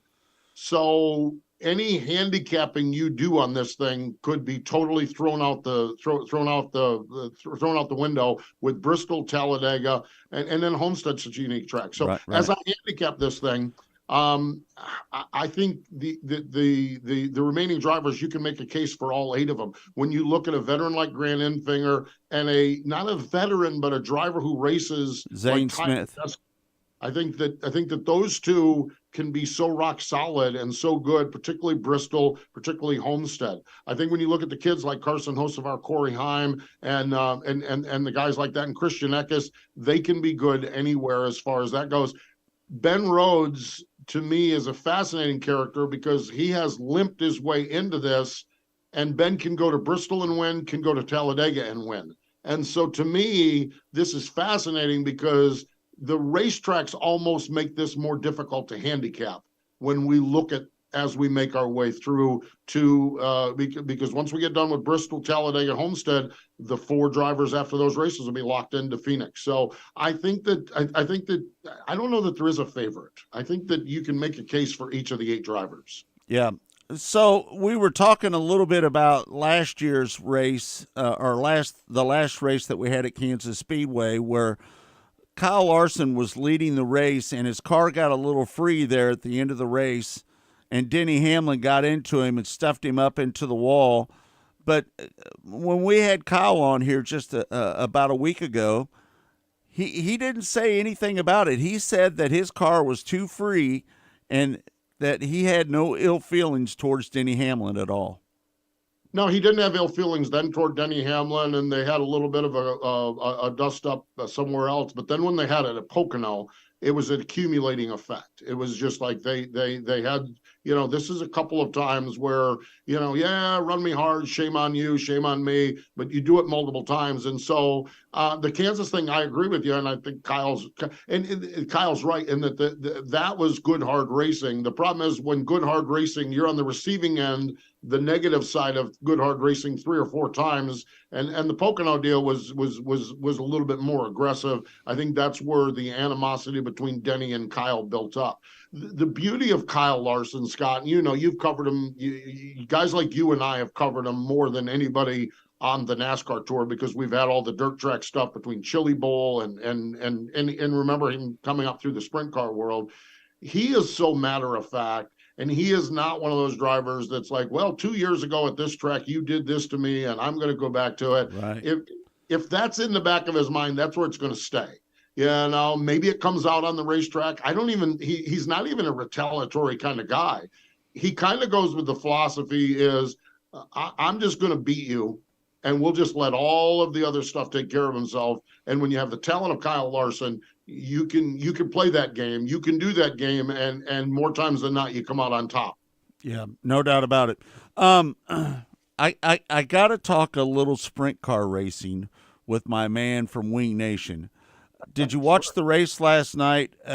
Tyler Courtney picked up the win last night. Did you see that race? I did not see any of that race at all. I saw a little bit of the highlights from the World of Outlaws, but man, Scott, what a time in sprint car racing when we've got the All-Stars and the Pennsylvania Posse mixing it up at Port Royal. Tonight they're going to run for $56,000, the Tuscarora 50. And the one thing I will say about Tyler Courtney getting the win, I didn't have him on my win list at Port Royal. I think that it speaks volumes for where Tyler is as a race car driver and where that team is. So kudos to them getting the win out there. And on the West Coast, we have Gold Cup. So we've got dueling races. I didn't have a lot of time this morning. I didn't make it to the end of anything with the ARCA and the Truck Series race here last night. I went back to the hotel and just kind of crashed. This morning when I got up, I had to choose which highlights, and I didn't see the Port Royal stuff, but it looked like sunshine. Man, just getting a win at Port Royal is pretty awesome. How about Buddy Kofoid? You know, since he's been in the 83 junior car, it seems like the chemistry is pretty good with him in that team. What do you think? I think it's interesting, and I agree with you totally on that. He has done such a nice job in that 83 junior car. What to me has been fascinating about it is that I think some of the and there's definitely Toyota technology. There's Toyota knowledge there. There's Toyota wisdom coming into the camp under the hood. And I think what's been fascinating to me is not only has he been good with that chemistry, but as this thing has developed, James McFadden with the national car, the 83 has been good as well. When you look at and we know Dennis Roth is a guy that tolerates does not tolerate. He doesn't tolerate podium finishes. You got to be winning races to keep Dennis Roth happy. And when you look at where Dennis has been the last 5 or 6 or 8 years, he might have things right now with the two cars about as good as he's had them, and he's got to be really content with the way both cars are going. Do you think that he'll keep both of those cars on the tour next year? Do you think the 83 Junior, the ride will be there for Buddy Kofoid and McFadden as well? Because, as you mentioned, McFadden has done such a great job in that car. And he's just done a stellar job so far with that car. It's going to be interesting. Buddy, obviously, we need to see where Buddy's trajectory goes. You know, we've been watching him, USAC midgets up into the sprint cars. Where does Buddy want to go? Does he want to get a little bit more asphalt experience? What does he want to do? So that's one factor involved with it. And Scott, the elephant in the room as far as 2024 is, what are schedules going to look like? What are, what's High Limits going to look like? What's All-Stars going to look like? What are the World of Outlaws going to look like? And so to me, that's the elephant in the room. So I think we're in for a fascinating ride here in sprint car land over the next couple of months to see who's going to be where. And then that kind of answers the question. Dennis Roth has been a very, very staunch World of Outlaw guy forever and ever. I think James McFadden is doing everything he can to earn that ride. So my hunch is that that's where they end up. I think Buddy's going to determine where he wants to go, where that 83 junior car goes as well. Right. Do you think there's any chance that Anthony Macri and his dad get back together? Do you think there's any chance of that? I hope so. I mean, this is beyond racing. I mean, this is a family deal as much as anything else. Right. And so I hope that Anthony and his dad can get things patched up. My understanding is there has been a conversation or two at this point. Let's get the father-son relationship buttoned up, and then if we decide to go racing together, let's go do it. What a combination. And they were so poised. I mean, I watched him at 34 Raceway. I watched Anthony Macri tiptoe around the bottom at 34 Raceway. And I'm like, when Anthony Macri is getting good at tiptoeing around the bottom, the rest of the sprint car world better hang on, because nobody bangs the board, nobody runs the cushion, nobody gasses it up better than he does. And when he gets good at tiptoeing around the bottom, he's good. They had so much momentum. Joe Mooney on that team, they were so good. And then to have it fall apart the way it did. So I hope they get the family button together well, and then figure out where they go with the race car program. But Anthony had a statement a week or so ago. We're at fascinating times in the sprint car world. The stress, the trial, the anxiety, the how this thing looks going forward is going to be interesting to see how it looks for a guy like Anthony Macri that's ran 90 races a year. What does that look like when maybe they're not looking at running 90 races a year with what he's talked about with the stress and anxiety and some time off? So I don't know. It's going to be fascinating to see, but I hope they get it patched together. If nothing else, I hope the father and the son get it patched up between them. And then if we go racing, that'd be even better. Lance Deweese gave that car a good run last night. He runs second. Zeb Weiss was third. But I thought Lance Deweese might be able to give him a little bit of a run for his money there at the end of that race last night. Lance is a fascinating character. Lance, second place last night might be exactly what Lance was looking for. Lance is a guy has one focus. And if the Macri team has bought into this, the one focus is $56,000 tonight. You know, $10,000 to win last night and 6 or 5 or 4, whatever it is for second. That's not the prize. The Tuscarora 50 is the prize. And Lance Deweese is one of those guys that will even sacrifice a night if he believes that that's going to be for the betterment of the big picture. So the fact that Lance was second last night in that Macri car bodes well for them, bodes well that they've got the speed. I'm assuming him and Joe Mooney have pretty good combination, and let's let Joe do his magic with the wrenches. Let Lance do his magic, mashing the gas and run the steering wheel. It's 50 laps, the Tuscarora 50. There's a halftime break in this race. It is going to be fascinating, but they can't change tires, so it's tire management. I've got to feel really good about Lance Deweese with that second place run, that they are poised to possibly get another Tuscarora 50 for him tonight. Man, that would be big for him as well. So, Steve, I can't thank you enough for taking the time to join us here on Track Talk. Man, it's been a while since we've had you on, and we need to get you on more often. So if you don't mind, we'll reach out to you here in another week or so and get you on the show. How about that? Let's do that. Then then the other thing I'm going to need to do is I'm going to need to fly to Kansas City early, because you treated me to knuckleheads and some good barbecue when I did that the last time. So maybe next year I'll be able to come into town early, and we'll get a chance to cavort around town a little bit. But definitely let's talk again soon. Hey, what'd you think of Knuckleheads? Oh, I loved it, man. That was so good. You know, cold beer and good music. Boy, Scott, I'm telling you what, how do you beat that combination? You can't beat that combination at all. Steve, thanks so much for taking the time to join us here on Track Talk, man. We can't thank you enough for taking the time to join us. You got it. Thanks. Good seeing you. Good talking to you, Scott. All right. So we'll get Kirk Elliott back on here, and we'll talk to always good to see Steve out there. Man, listen. Let me tell you something about Steve Post. Hard-working man. Man, that guy is hard-working as anybody in the business. So if you listen on the radio and you hear him doing his live pits, you always get that from the MRN side. But if you're ever on pit road and watching him, it's intense, man. Let me tell you something. These guys, they're just not walking up and down pit road looking. They're working.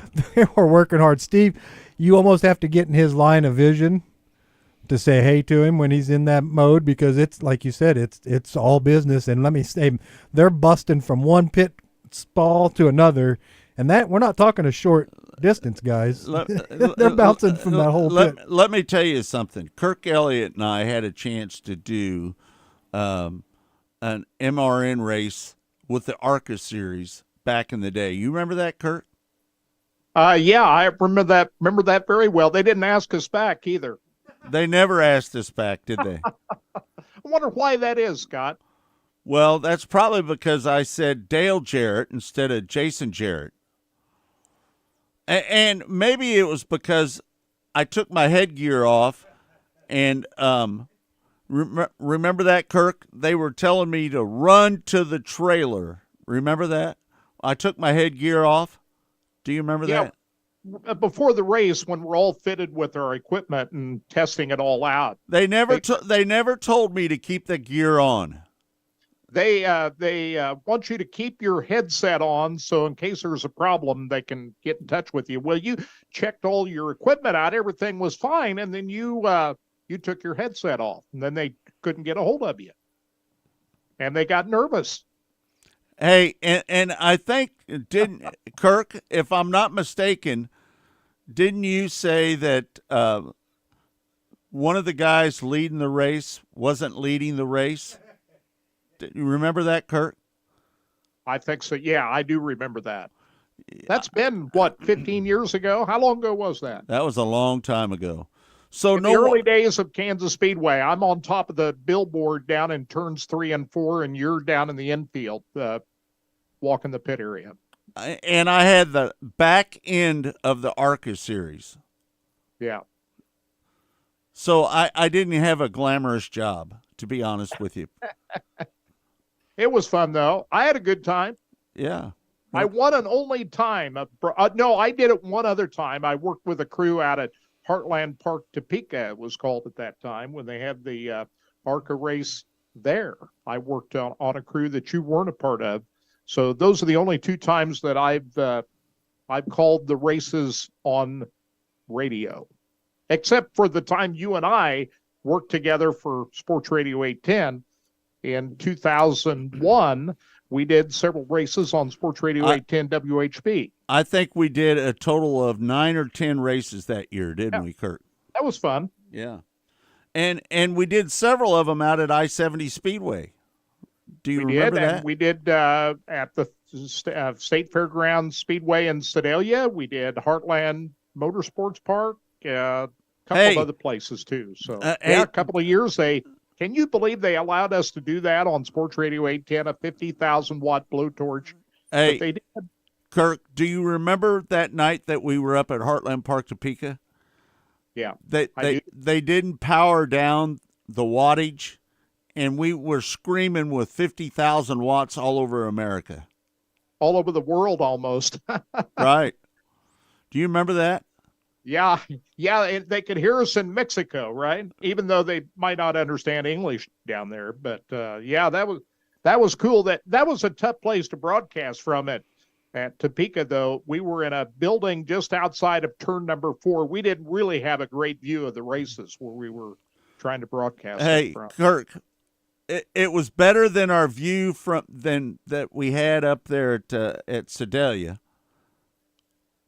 Well, that was probably the best view we had. We were in that box and the underhang of the of the grandstand. I was nervous as hell. I thought that box was going to fall off of there. But it was a great view. You couldn't fault the view of the racetrack from up there. I shot the live video from up there. And Kirk said that's where we shot it from. Hold on. Is it not working there? There we go. Check.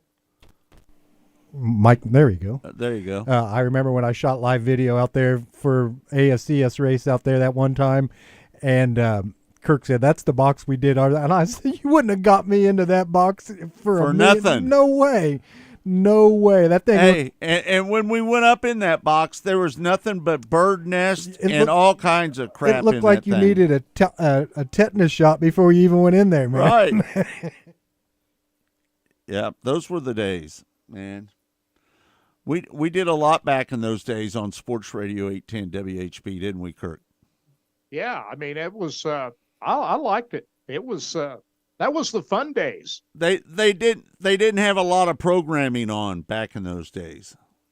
Yeah, I mean, it was the early days of the fledgling Sports Radio 810 WHB. It was the early days. One of the biggest sports radio stations in America, by the way. When they had just gotten on to WHB signal, the 50,000 watt, and they were looking for program. That's why they allowed us to do it. When 810 came on, people don't realize here in Kansas City, we had one sports guy in town in the afternoons, Don Fortune, and that's what we had. And Keesman buried him. And I used to be. I mean, I was caller Todd from Overland Park, and I used to this would be during the Bulls run when the Bulls won their second three-peat, and man, I used to call Don Fortune all the time and just rip him all the time. Well, when 810 finally came on board and they bought the 1510 side and everything, Mr. Green, what was his name? Green? Jerry Green. Jerry Green. And I remember celebrating in Kansas City because finally we had an option to change the dial to listen to somebody else talk about sports. And that's when I became a sports fan. I mean, 810, I listened to the 810 side. Before that, back in the old days, 810 was the home. Well, that was what they moved to 710. Is that right, Kirk? 710 was WHB back in the day, in the early days. Yeah. So 810 when it became the sports thing, I mean, that became, that's your that was the number one program because it was sports all day compared to what you had on KMBZ, which was a couple hours in the afternoon. So no, I used to listen to the Racing Boys back in the beginning, and like you said, you guys had a 2-hour show back at the originally, right, on the air? Yep, no doubt. And that was what I remembered. Yeah. Well, it was good times back in those days. Let me tell you, Kirk Elliott and I had a lot of fun doing those broadcasts. Hey, do you remember when we did the match race out there between John O'Neill and Jeff Clem? Do you remember that, Kirk? The grocery store wars. Yeah. Jeff Clem represented Hy-Vee and John O'Neill, Price Chopper. Right. Grocery wars. That was a big deal, wasn't it? Yeah, I used to work for the Balls Food Company, which they had Balls and 4 or 5 Price Droppers along with the Costantino family. And the 77th and State Avenue, John O'Neill was there many times with his car and the giant Price Chopper grocery cart with the engine in it. And they would take people rides around the parking lot with that big giant grocery cart that had a monster engine in it.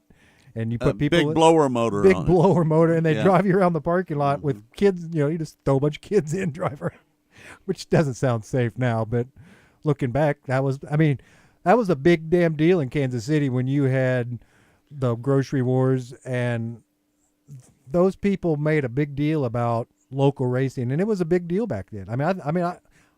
That's kind of what pushed the next generation, and that was, I think, kind of like the last generation of racers in Kansas City. After that, you had Clint Boyer coming through after that a little bit, but man, that was the last big push that we had here with NASCAR-ish type of numbers, I think. Yeah, no doubt about it. Kirk? Hey, Scott, we didn't have Mostly Motorsports on Monday. I want to talk to you about, you went down to Lake Ozark Speedway last Sunday night, and lots to talk about there. There was some great racing over there. Kevin Thomas Jr., who unfortunately we weren't able to hook up earlier, won his first winged sprint car race. He's a mainstay in non-winged sprint car racing, and he comes up with a big win. I thought maybe Blake Hahn was going to be able to get it done over there, but Kevin Thomas Jr. had other ideas. What'd you think of the races over there at Eldon on Sunday night? I'll be honest with you, Kirk. I thought the track conditions were just about as perfect as could be. You could run up at the top, you could run down at the bottom, you could run in the middle. I thought it was a great race, to be honest with you. And I just feel so bad for Blake Hahn, who led a lot of that race and ended up losing and running second in that race at the end of that deal. Man, it was... As anybody knows, we buy uniforms for the race team, and for Blake Hahn's race team, and I was down there hanging out with him all night long, and it was just devastating to see him lose that race there at the end. He was as classy as you'd ever expect Blake Hahn to be in the post-race interview. He said, congratulations to Kevin Thomas Jr. It's tough to know what's going on when you're the leader, but he gave all the props to Kevin Thomas Jr. and said, it's just, it's one of those deals that we'll be back. So that's why I'm a fan of Blake Hahn, when he gives interviews like that. Well, let me tell you something about Blake Hahn. That guy is so mature for his young age. I just can't begin to tell you how mature he is as a young man.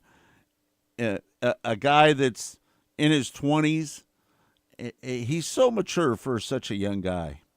Would you agree with that, Kurt? Yeah, and he's been so successful. I mean, we're talking about a 3-time short track nationals winner. He's won the Jesse Hockett, Daniel McMillan Memorials, and won some big races in the 360 car, and he steps up. They decided to step up into 410 racing last year, ran a lot of races, and, it's tough at this level, but I'm going to tell you what, Scott, they're going to figure it out. And Blake Hahn is going to be successful in 410 sprint car racing. You just give him some more time with that kind of an attitude, they're going to get this thing figured out. Yeah. I got to give out a shout out to Corey Schutte, who passed Xavier Doney on the last lap coming off of turn 4 for the win. Did you see that race, Kurt? Yeah, and Xavier wasn't very happy what happened there, but he's got nothing to be mad at Corey Schutte about. He just got beat there at the end, and Xavier had won the race the night before. So he's a great young talent, Xavier Doney. So there's still a lot ahead for him to accomplish. I thought he raced one of the Indiana Sprint Week races out. I think it was Circle City Speedway out in Indianapolis, and came home third in that race. So that he's shown some flashes of brilliance. So he's still going to win a lot of races down the road. But Corey Schutte is a pretty seasoned veteran, who's able to pull it off. Probably the most controversial finish of the whole night, Scott, was that 305 race where Terry Easom and Jake Martins came down in a photo finish right at the wire. And at first glance, they announced right away that Terry Easom had won the race because that's what the transponder showed. But we find out the next morning that, in fact, Jake Martins was declared the winner. And I called Kenny Brown, Power Eye, the next couple of days later to find out just exactly why that was. And he said the transponders are supposed to be mounted on the rear axle of the cars, not at the front of the car where Terry Easom had his transponder located. And that's why the change in the scoring happened after the fact.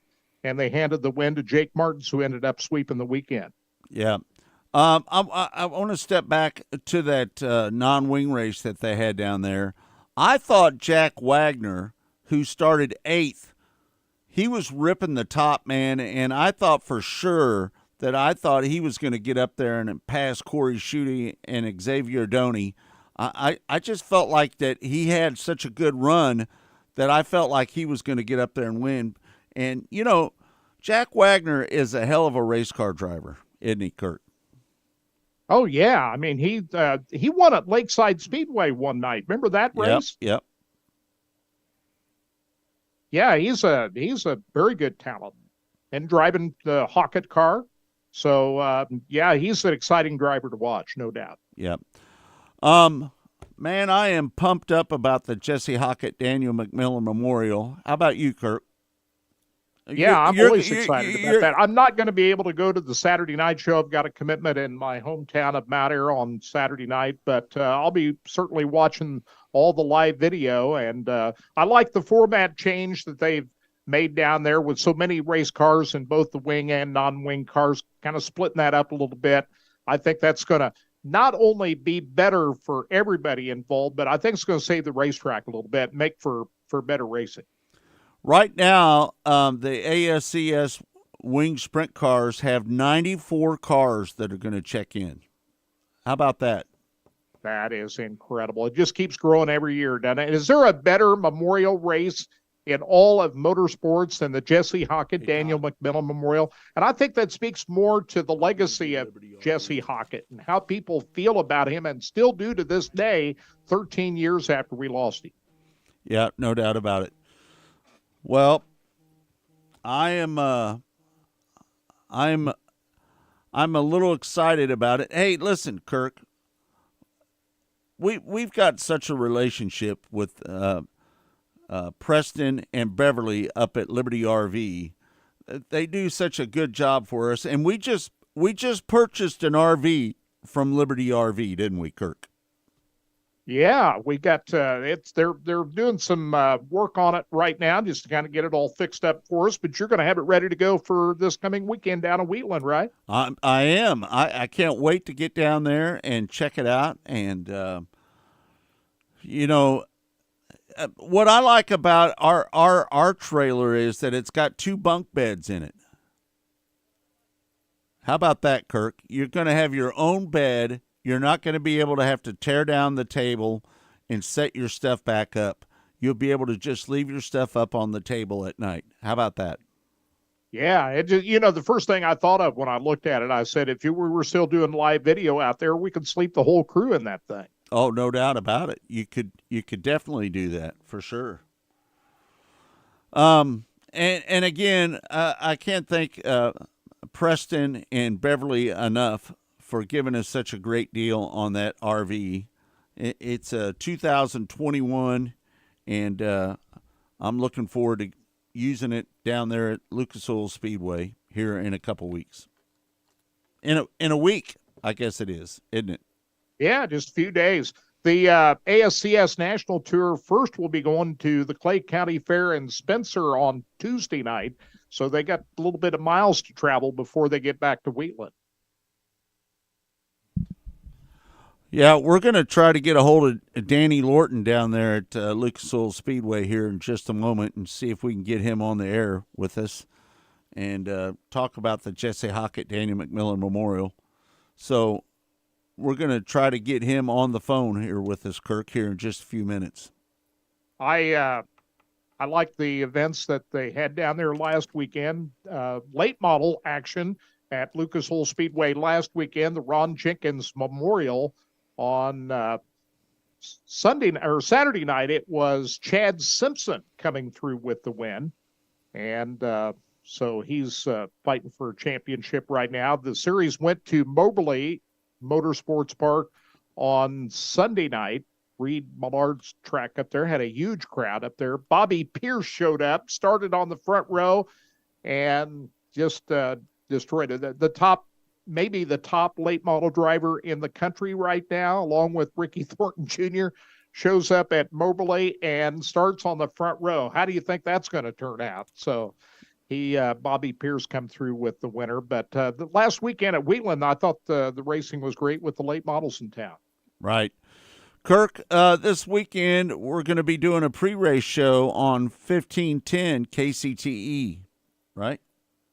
Tomorrow, 12 noon, just ahead of the start of the Hollywood Casino 400 for the NASCAR Cup Series. You'll be able to hear all the race coverage on ESPN 1510, and we'll also, run the audio of that pre-race show on our Facebook and YouTube pages as well. But that all starts at 12 noon tomorrow. We'll get you up to date on everything that's going on out here at Kansas Speedway, and live pre-race and lead it into the Motor Racing Network's live coverage. Steve Post, we had on here a little bit earlier in the hour, will be on that coverage as one of the pit reporters, along with Chris Wilner, who we've worked with at the Chili Bowl. So be fun hearing those guys. Hey, what is the plans for us? Are we going to be in the studio here? We're gonna. Yeah, we'll do our pre-race show from the Racing Boys studio, just like we did last year. All right. Yeah. Kirk's going to be getting audio today from everything that's going on out there. There's a lot going on out there today. Obviously, you got the Xfinity race. You got all kinds of on-track and interviews. So Kirk's going to be grabbing audio. So we'll have all kinds of audio for a pre-race show for tomorrow. And so when you're waiting for your second round of baseball or football games in the afternoon tomorrow, flip over to 1510 and tune us, the Racing Boys, on and listen to the pre-race show. We're going to have a great pre-race show. So, Kirk, you're going to be right here in the studio with us, right? Yes, sir. We'll be there ready to get you all locked and loaded. Hey, right now on the racetrack, we've got Xfinity Series qualifying going on. 3 cars have been out on the racetrack so far. Kyle Sieg so far is on the pole. They had the practice session a little bit earlier. The Cup guys are going to be out with their practice session at 11 o'clock this morning, and they'll be out for about a half hour, and then the qualifying will be split up into 2 groups right after that, and then the Xfinity Series Kansas Lottery 300 gets the green flag a little after 2 o'clock this afternoon. Lots of racing out there. By the way, the Xfinity Series race you can also hear on 1510 ESPN radio this afternoon, right after 2 o'clock will be the green flag motor racing coverage of that race as well. Todd, how about our Chiefs? Man, that was tough. That was a tough one, wasn't it? I knew going into that game it was going to be tough. Well, when you lose your number one receiver 2 days before you're going out on the field, and it's the first game of the year. So all you've done is game planned for Travis Kelce, and even all the little trick plays and stuff were all involved Travis Kelce. So about probably a third of the plays got thrown out the window. You had to bring in the plays for the backup tight end. So my thought was, I didn't think we did a lot better than we thought, because here's what I thought. It was going to be a track meet. I figured it was going to be the highest scoring, because that team, they have some weapons on offense, and they finished the season strong last year, and everybody was predicting a lot of scoring. And for us to hold them to 21 points, guys. Oh, no doubt. I agree. You got to catch the ball. Catch the ball when it's thrown to you. Absolutely. Between the catches that were dropped and the one fake punt that they went for and essentially scored on, they got a touchdown at it.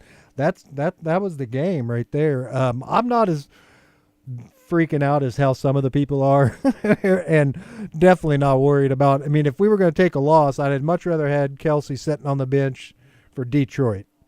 Right, the game doesn't count anything as far as against our division wins, about standings, power rankings, or anything, because it's an out of the league. They're in the NFC, so it wasn't fun to watch. It wasn't bad. I went back and rewatched it. They replay it, later. Yeah. And I went back and watched it through the fast forward, and it wasn't nearly as bad as what it felt like watching it live. It was painful to watch live though. There, when I just kept thinking, man, if we could have just put one more score when we didn't have to punt that one last one, I think that would have done it. I think we would have been able to hold them, because our defense was looking so good. So yeah, I'm not as worried as some people are. Without Chris Jones? Yeah, he's coming back. The dude is not going to keep throwing away $1 million a day. Agents are losing money too, right? It ain't just Chris Jones, guys. These agents and girlfriends or wives or whatever he has, they're not going to accept the fact he's just pissing $1 million away every game because he wants to prove a point. At some point, the dude's going to show up. He's going to cave in, and we're gonna. He has another. We could franchise tag this dude again next year. We can do this all over again if you really want to, guys. So they offered him $74 million. And then Bosa, and he wants 80. Yeah, he wants like $83 million. And then Bosa goes out and signs this crazy number, $170 million, the highest contract ever. And then the next day, the Cincinnati quarterback signs the highest record deal ever. Right? I mean, Burrows hasn't even won a Super Bowl yet, and he just signed the highest quarterback. Besides. It's not guaranteed like Deshaun. The difference between Patrick and these other quarterbacks? Patrick's won a Super Bowl. Patrick wants to win championships. Yeah, think about this. There's not too many quarterbacks that are playing that are relevant, let's just say, that have won a Super Bowl. There's not many left that are, Aaron Rodgers. You got the guy down in Stafford, is that his name? Stafford. And Matthew Stafford. And I mean, there's not many that are, and Patrick Mahomes. I mean, there's not a lot of quarterbacks that are playing right now that have won. We've lost a lot of quarterbacks have left in the last few years, and I don't know. I'm not freaking out as much, but I hope that we have a really good bounce back game. Travis Kelce isn't as hurt. I think it's more of a bone thing, and they just didn't want to keep aggravating that bone. Because it hurts. I'm bone-on-bone type bruise. Yep, no doubt. No, I'm with you guys. Not the way you wanted to start the season off, but it was Thursday. We have a week and a half before our next game, right? So we're in good shape. It's almost like a half a bye week for us. So who we play next? Jacksonville? Is that right? Jacksonville. And that's not no slouch of a team. So that'll be a tough game. Trevor Lawrence? Absolutely. The dude's no joke. I think Trevor Lawrence is actually better than the Los Angeles Chargers quarterback. So, yeah, it's not an easy schedule. If you look at our schedule, guys, we play every top tier team in the league this year. Every AFC team that you think has a chance to be either in the AFC Championship game or in the Super Bowl on the AFC side, Chiefs have to go through them. The Jets, Cincinnati, Buffalo, all these teams. We have to go through all these teams. So I'm kind of looking forward to seeing what the Raiders do without their quarterback, with their new quarterback, and the Saints with Derek Carr. Because I didn't like Derek Carr when he's with the Raiders, but I really enjoy him now that he's with Saints. Yeah, no doubt. I respect any guy. He's out of our conference. Well, and anybody that leaves the Raiders, I root for that person because they've left the Raiders, right? Right. I mean, that's how I look at it. Kirk, what'd you think of that game the other night? I thought Patrick Mahomes played well. Even the interception that he threw really wasn't his fault. It got tipped. Tony, you got to catch the ball. Yeah, you got to catch that. That wasn't his fault. I hit him right in the hand. So no, I thought three times it hit him in the points hands. Out just how tough it is to win in the NFL. Absolutely. And Chiefs to win 2 championships over the last few years and go to all these AFC championship games in a row. It just points out how difficult that is to accomplish, and it's going to get harder. I look at that schedule; it's going to be tough. It's true, and congratulations to Detroit for winning your Super Bowl, because that's how you guys are celebrating, like you just won the Super Bowl, and that's how it's going to be all year. Any team that comes in against Kansas City, they're going to look at it like it's their Super Bowl. When you're absolutely, every team the Chiefs play are going to give the Chiefs their best shot, and that's why it becomes ever more difficult. That's right. This train rolling. Hey, guys, I got some. You want to hear some of this sound I've got out here? Yes, sir. I've got sound from the 2 race winners last night. You want to hear it? Yeah, go ahead. First off, we'll hear from Connor Mosack, who is the ARCA Series winner yesterday. He lapped all but 1 car. Yeah, I knew we had been loose all day practice qualifying, and so I figured we would, all the adjustments we made hadn't been working, so figured it'd be really loose to start, and the plan was just kind of get to the top, and I feel like the extra banking up there was going to help us out a lot, which it did. It kind of shot us right to the lead, first 2 or 3 laps, but we just weren't good enough to maintain it there at the beginning. Just got way too loose, so we kind of just rode and managed till we got to the break, and Matt did a great job making good changes, and it actually drove the best it ever has the second half of the race. So we were able to get out front and manage that, and then just kind of manage the gap till checkered flag. You're going to be in the Xfinity Series race. What do you learn from this experience that'll take you into the Xfinity? Yeah, I think the main thing for me was just getting comfortable running that 3rd lane right up against the wall. That's definitely going to be where the speed is in the Xfinity car tomorrow. So I think that was probably the most helpful tool, but also, racing the 25 there at the top, just learning how to pass him when we're both running the top. It's tough to pass when that's the dominant line. So being able to make a move on him there, I think was pretty helpful to see how that played out. How big is this moment in your entire racing career? Yeah, this is huge. I've been working at it a long time. First real stock car oval win. So it means a lot to me. It's 4th time here at Kansas, which is quite a bit more than anywhere else. So that's helpful, I think. And hopefully as we go back to places more often, that the results will come as well. What are your goals for the future? Eventually, my goal is to get to the Cup Series, NASCAR Cup Series, whether that's 5 years from now or, however long it takes. But just working on the funding sponsorship side, that's really what's going to be the deciding factor, I think, and just keep working on that. But we'll hopefully have our plans for next year soon. There he is, Connor Mosack, and his day started off good. Toyota had some of their drivers from the Xfinity and the ARCA Series come over and play in a miniature golf tournament. They got a miniature golf setup out here by the media center, and Connor Mosack won that. So he started off the day great. Now we'll see if he can, how well he can do in that Xfinity Series race later today. He should have went over and placed a bet over there at the Hollywood Casino. I mean, if he won the initial putt or the golf, and then he goes out there and I'm over there making a bet at the Hollywood Casino right now. I mean, especially before today's race, right? You can bet on anything over there. Long shot bet, no doubt about it. I put some money on myself too. The Kansas Lottery 200 for the NASCAR Craftsman Truck Series, won by Christian Eckes on a really bold move that he made on that last restart. Let's hear from last night's winner, Christian Eckes. I can't say it enough. It's just right place, right time. These truck restarts are really tough, and to get the situation that we did of kind of the seas parting for us was awesome, and to win is pretty good for sure. Just did the track change during the race? Not really. It's cooler than it's been in a long time here. Obviously, starting at 8 o'clock compared to 6:30 has been a change, but we'll have to make our truck a little bit faster for next time. But yeah, no, it's definitely a little bit different. Been a while since you'd won the race. This is the third win. Yeah, no, it's been a while, so it's cool to do that.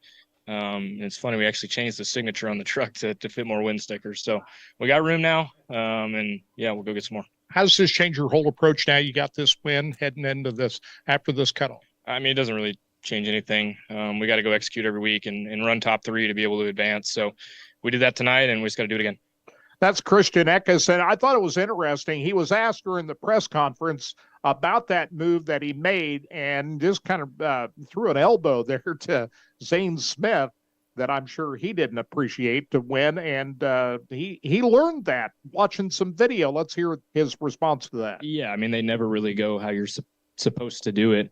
I had to watch a lot of film this week and saw Kyle make that move into turn 3, I guess 2 years ago or something like that, to win the race. And I knew what to do as far as that, and had to make another move. So it was a lot of different things going on, and just right place, right time, like I said. But yeah, studying hard and knowing what to do, I guess. That he was talking about Kyle Busch there after winning his 4th Truck Series race at Kansas Speedway a couple of years ago. So I guess that'd be a good guy to learn from, right? Yeah, no doubt about it. Hey, Kirk. So video tonight on Flow. You can watch the World 100 at Eldora and the Tuscarora 50 at Port Royal. And they also got weekly racing down at Port City going on as well. Got the USAC Sprints with late models at Texarkana 67 going on tonight as well. So there's a lot of good stuff going on at Flow right now, Kirk. The World 100 is the big one for me. That's the Knoxville Nationals of dirt late model racing. You win the Globe Trophy. That's like winning the Knoxville Nationals for sprint car guys. So that's probably the number one video on my list later tonight. And Tuscarora 50 is also right up there because it's Port Royal Speedway. And over on Dirt Vision, it's the Gold Cup out at Chico, right? Right. And that's going to start at 8 o'clock tonight. They start a little bit later out there on the West Coast. So the Gold Cup race tonight, of the Race of Champions. And how much is that going to pay tonight, Kurt? I'm not sure about that. It pays, I think, at least $20,000, does it not? Maybe more than that. Let me go back here and take a look. Brad Sweet, Kyle Larson, and Kobe Copeland are the promoters, so I'm sure they're putting up some pretty good money for this event. I'm not sure what it is. Yeah, I'm pretty excited for tonight's action.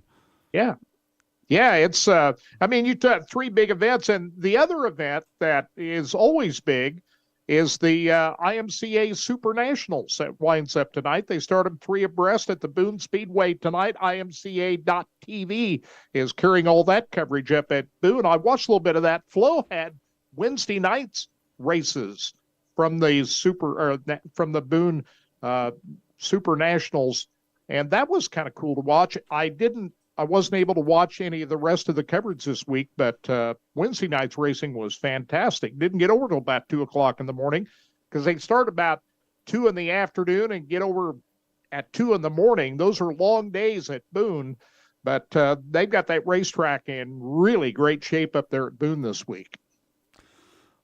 Well, the Boone Nationals is one of the biggest, it is the biggest IMCA race of the year. Yeah. Wouldn't you agree, Kurt? Oh, absolutely, without a doubt. Yeah.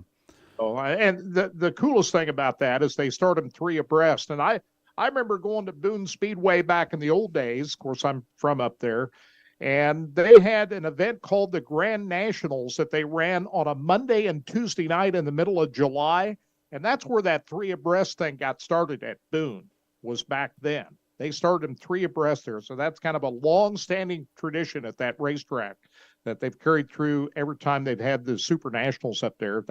That's a pretty cool thing to watch. So I'm trying to figure out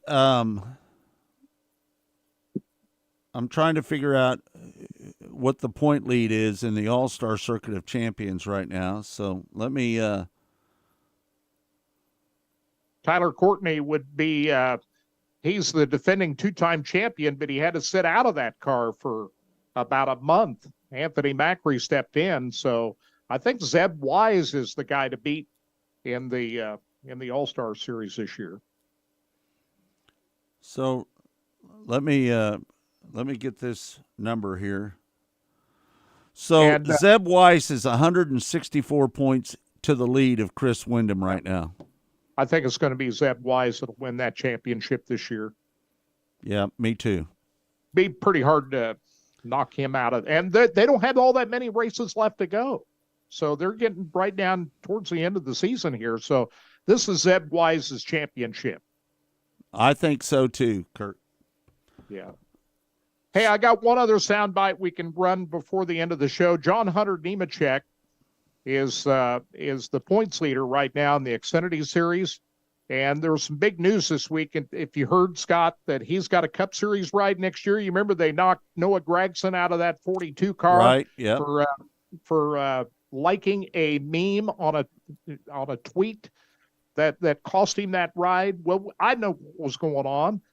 They were looking for a reason to knock Noah Gragson out of that car because John Hunter Nemechek, who's got this big high-dollar Toyota services contract, didn't have a ride for next year. Well, guess what? They found one for him, the 42 car for next year. And I saw John Hunter Nemechek at that miniature golf tournament yesterday, and let's hear what he had to say. Excited about the opportunity, excited to have a shot to go back to the Cup Series. Seems like the gamble that Toyota made on myself, and the opportunity that presented itself a couple years ago is paying off to get back to where we wanted to be. And Legacy Motor Club, really up and coming. Jimmy Johnson, a part of this. How big is that? It's big to have a 7-time champion and someone that is absolutely on board with doing what it takes to win. He's a hard worker. He's proven himself as a driver, and now to be a team owner and still be a driver is definitely something special. So having a guy in your corner like Jimmy, who is very talented, like I said, a hard worker, and someone that has so much knowledge and experience, and one of the pioneers for some things in NASCAR, and bringing a different atmosphere in. I'm excited to be able to work with Jimmy, and him and I have always had a relationship from me growing up at the racetrack and being around him. But over the last few weeks, it's definitely taken it up a notch or two, and excited to see us work together and excited about the future. Kansas Speedway been very good to the Nemechek family. Your dad swept back in 2004, and you won both in the Xfinity and the Truck Series. Yeah, I have. This place has definitely been very good to me, and to the Nemechek family, like you said. I've always enjoyed racing here. I don't know why it suits me well, but ever since I started coming here at 18 years old, it's been a place I've always run good at. I had my first NASCAR Xfinity Series win here back in 2018, and truck win here. So hopefully we can bring home the hardware this weekend again. That is John Hunter Nemechek, and he's my pick to win today. I'm not sure how far they're into qualifying. Ryan Sieg is still on the pole right now as qualifying has taken place, and Connor Mosack is currently third. How about that? How about that?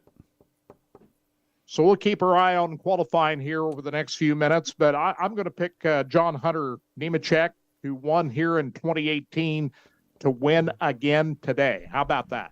Yep. No doubt about it. He's a talented driver.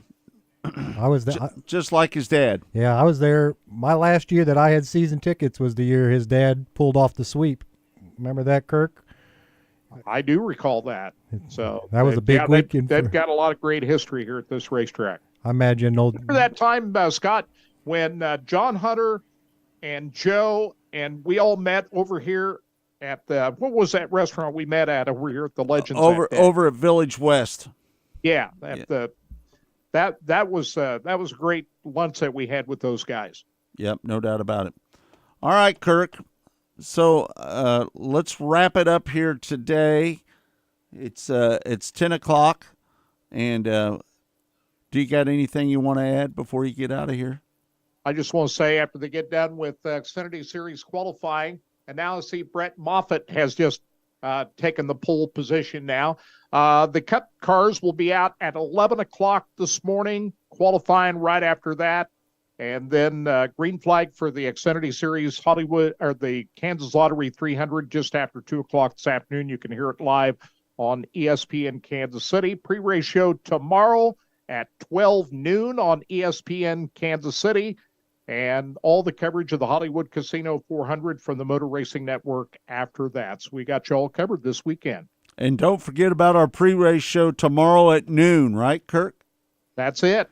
Tomorrow at noon. And Todd will post this on our Facebook and YouTube channels as well. Yep. So not only we'll have it on ESPN Kansas City, but we'll have the pre-race shows up on Facebook and YouTube Live.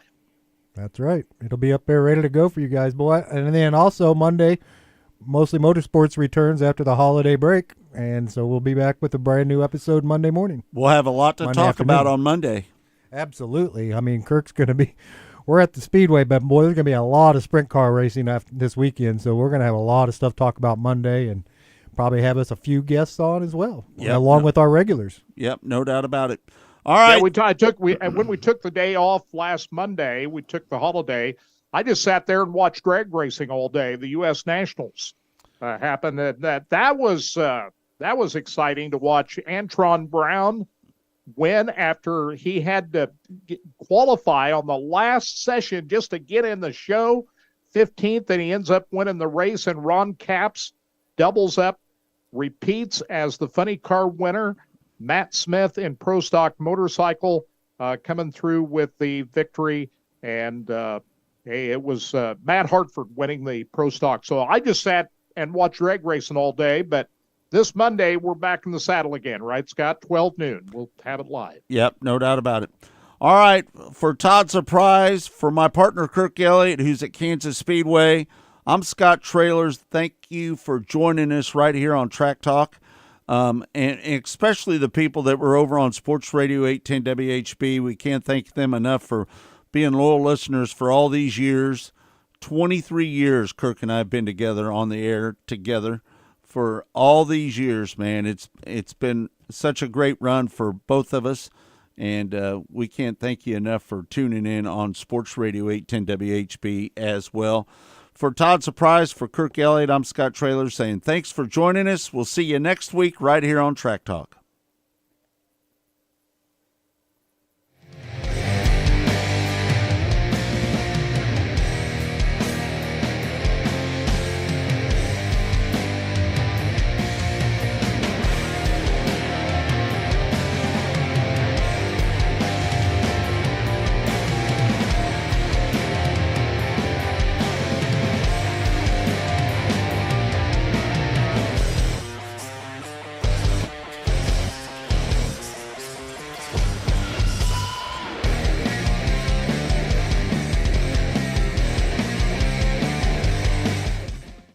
Go harder, faster, stronger with Rod End Supply. Whether you are running industrial, farming equipment, or a race car, Rod End Supply has the assortment of rod ends, radius rods, and specialty products that will help you lead the field in performance. Our superior design means our rod ends last longer and perform better, giving you the edge on the track and saving you money. Contact Rod End Supply or order online today at rodendsupply.com. We don't just sell them, we race them.